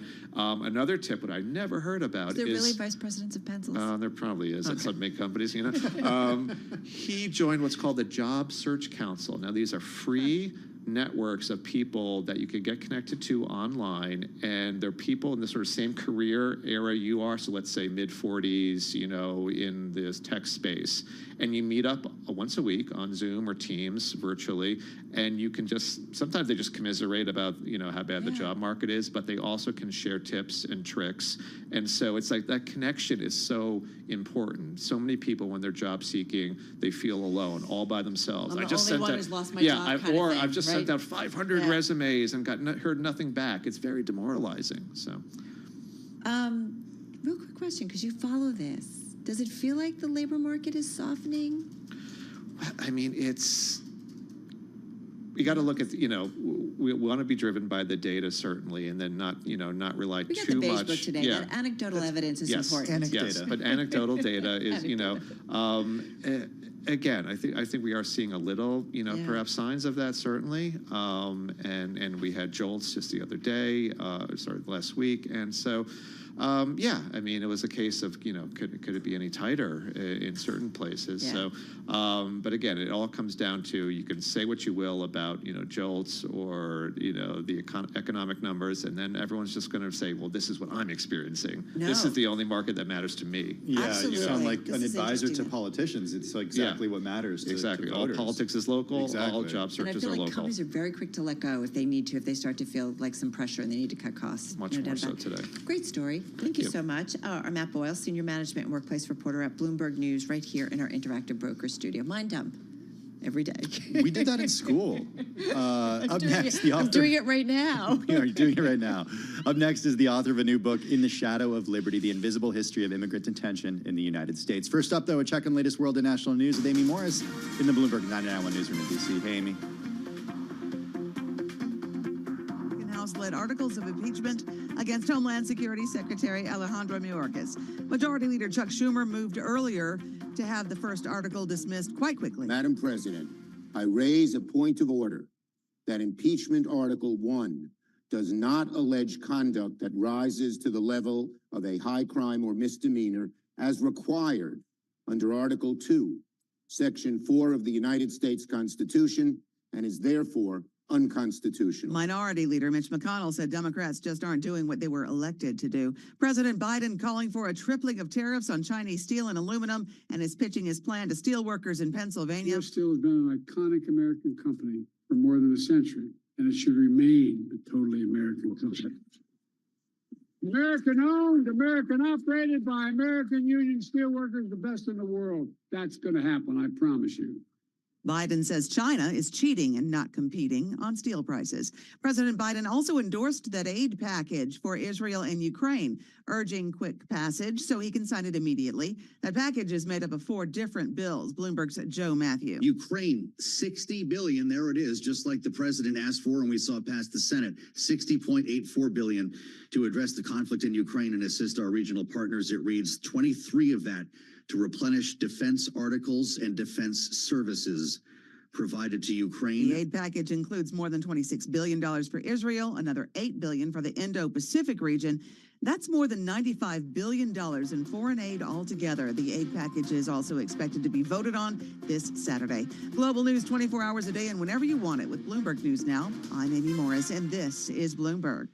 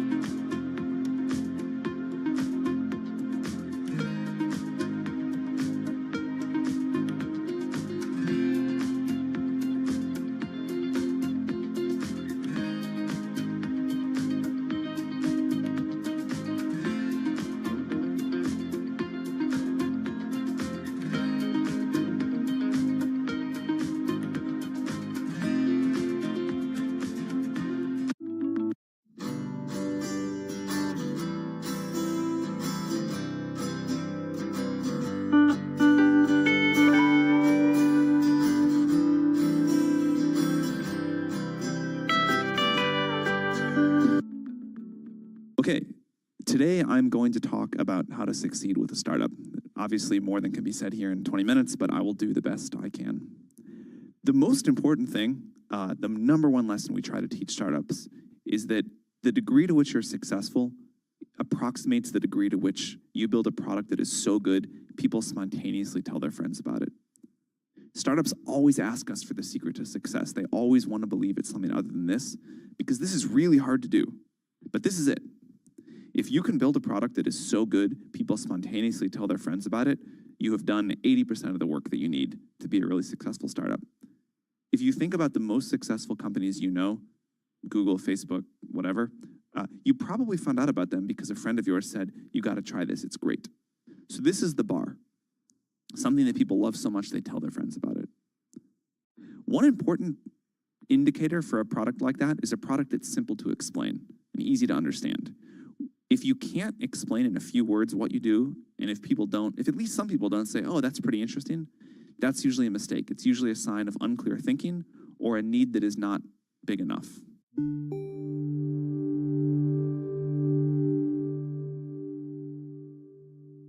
I want a bank that shows me what I spend instantly. We're Monzo. Give us a go. See? I want a bank that can help me budget for the things I need, like a new leather jacket for Bingo. We can do that. Bingo's my cockapoo. Hi, Bingo. It's a real faff to sign up. It takes less than 10 minutes. Race you. You're on. Time's up. How'd you get on? It's a draw. Is it? We hear you, Bingo. You make Monzo Monzo.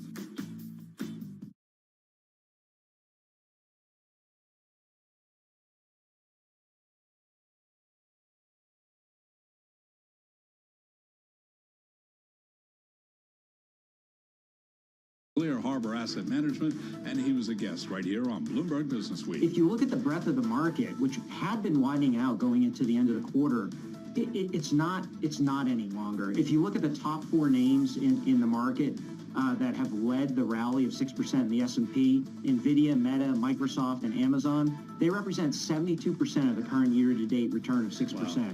You know, last year that number was 43%, the top four names.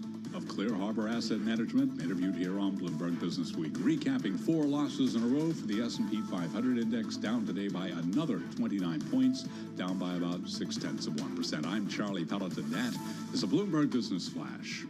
Thank you so much for that update, Charlie Pellet. Well, many Americans likely remember the protests back in 2018 against the Trump administration's zero-tolerance family separation policy.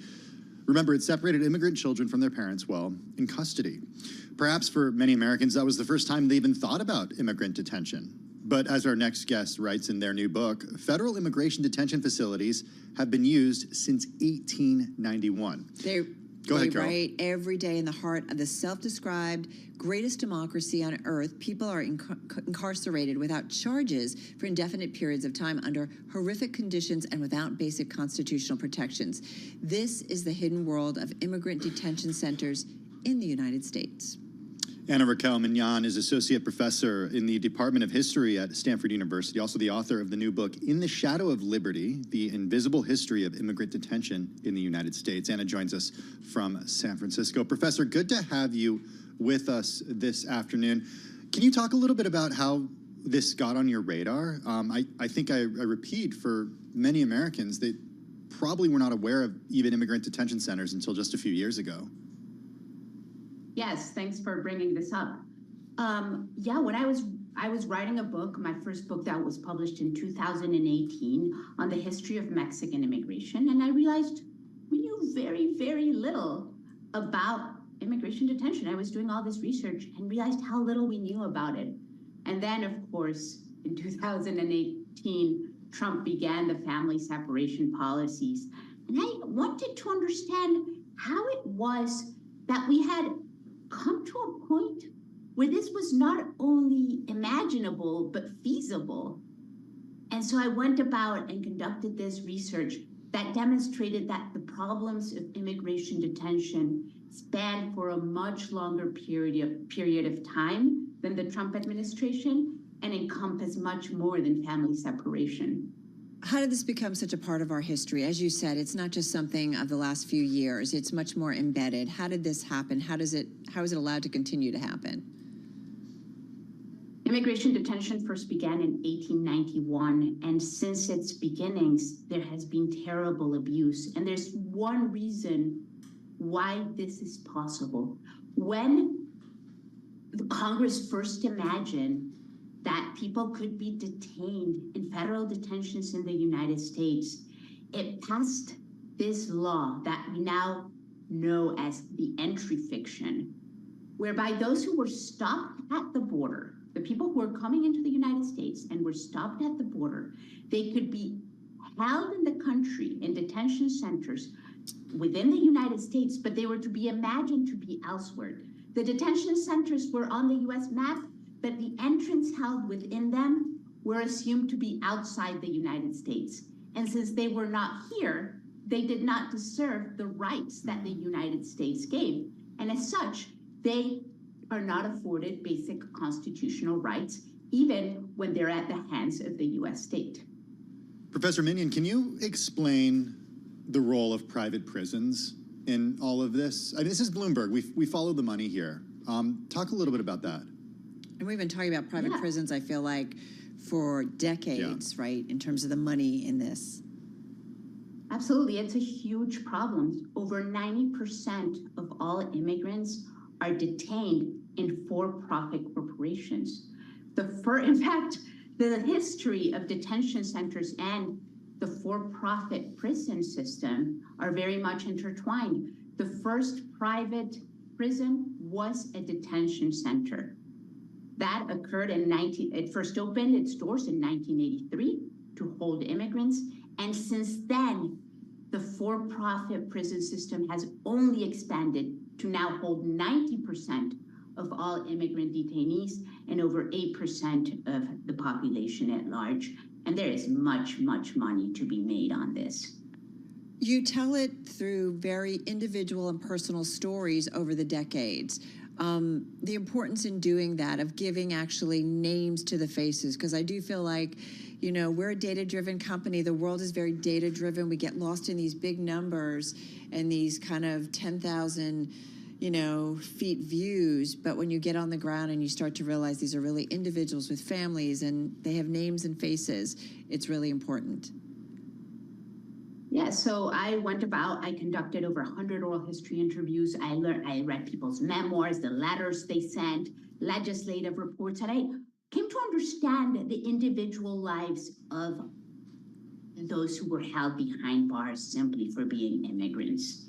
And I wanted to tell a human story that, yes, told us about our changing immigration system, told us about the changing detention system, how it became intertwined with the prison detention system, but also that told us about the intimate lives and experiences of those who were being held in our nation's detention system. Like, how was it like? How did they experience it? Why did they come? What happened because they were incarcerated in these sites? Who has been held in these sites in the last 150 years changed? That is my question, Professor, I guess, is really who is emigrating from where and immigrating to the United States over that period of time? Because I think that tells a very important story about the American fabric.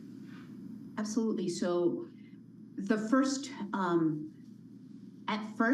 people who were excluded from the United States were primarily Chinese immigrants. Only very few Chinese immigrants were allowed to come into the country, a very exempt group of Chinese people, after 1882, when Congress passed the Chinese Exclusion Act. So many of the people who were being detained were Chinese migrants, while the government decided whether they could enter the country or not.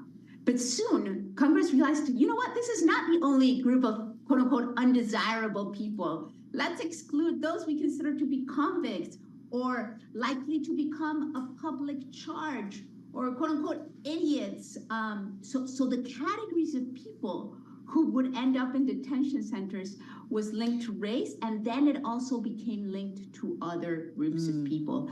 And it follows our concerns over time. So for example, in 1980, 124,000 people set sail from Cuba to come to the United States. Generally, Americans were very much in favor of Cubans because of the Cold War. But as they were setting sail here, Castro announced that they were potential criminals. And so, the tension just exploded to hold these people. Who we fear is who becomes incarcerated. President Trump decided it was criminals, that Central Americans were criminals. Central Americans are now being held. We're going to continue this because I'm also thinking about solutions way forward. So we're going to come back with you in just a moment. Anna Raquel Mignon, the new book, The Shadow of Liberty.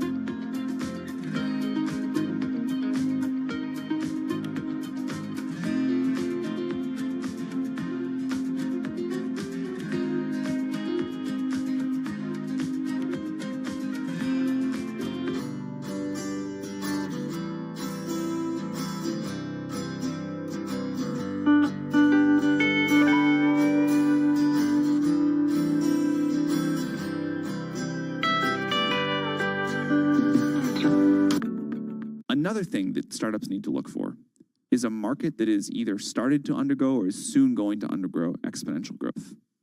I think this is actually related to one of the biggest mistakes investors make when evaluating startups. Investors always say, well, what's your growth rate? We care about the growth rate. Investors will forgive smallish revenue today if it's growing quickly. For some reason, people don't think about markets this way. But if you think about the most important startups, they are the ones that start in small markets that are growing very, very quickly. 11 years ago, the market for iPhone apps was $0. It's now huge. And I think if you only think about the TAM today, you'll make a big mistake. What you really want to do is identify a market that's going to grow every year and be able to ride that up elevator.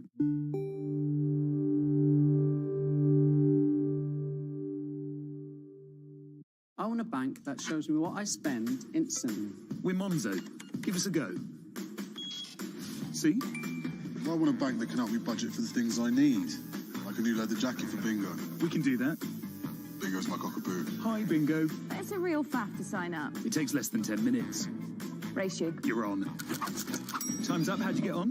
It's a draw. Is it? We hear you, Bingo. You make Monzo Monzo.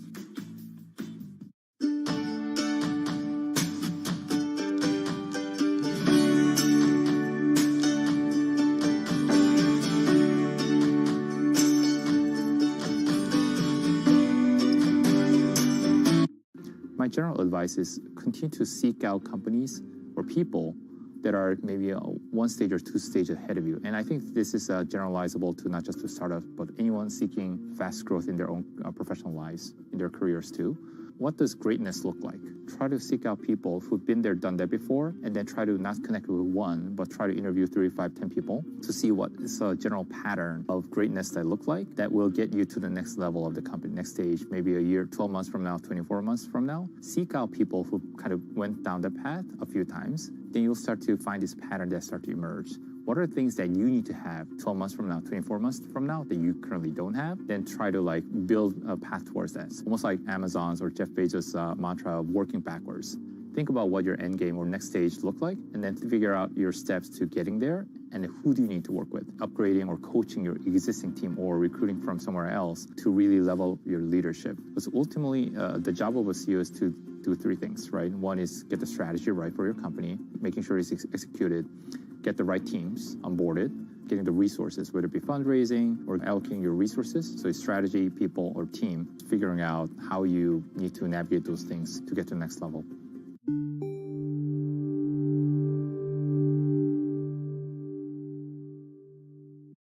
And especially in those key swing states, is that voters see the U.S.-Mexico border security issue as a greater priority than the foreign policy crises that are increasingly dominating President Biden's attention. This was according to our latest poll. That was actually in November. Yeah, this was a few months ago. But we know immigration generally is certainly top of mind for voters as they think about the November elections. Having said that, this aspect that you talk about, immigrant detention, is not necessarily a part of the conversation. How do we change this, and why must we change this?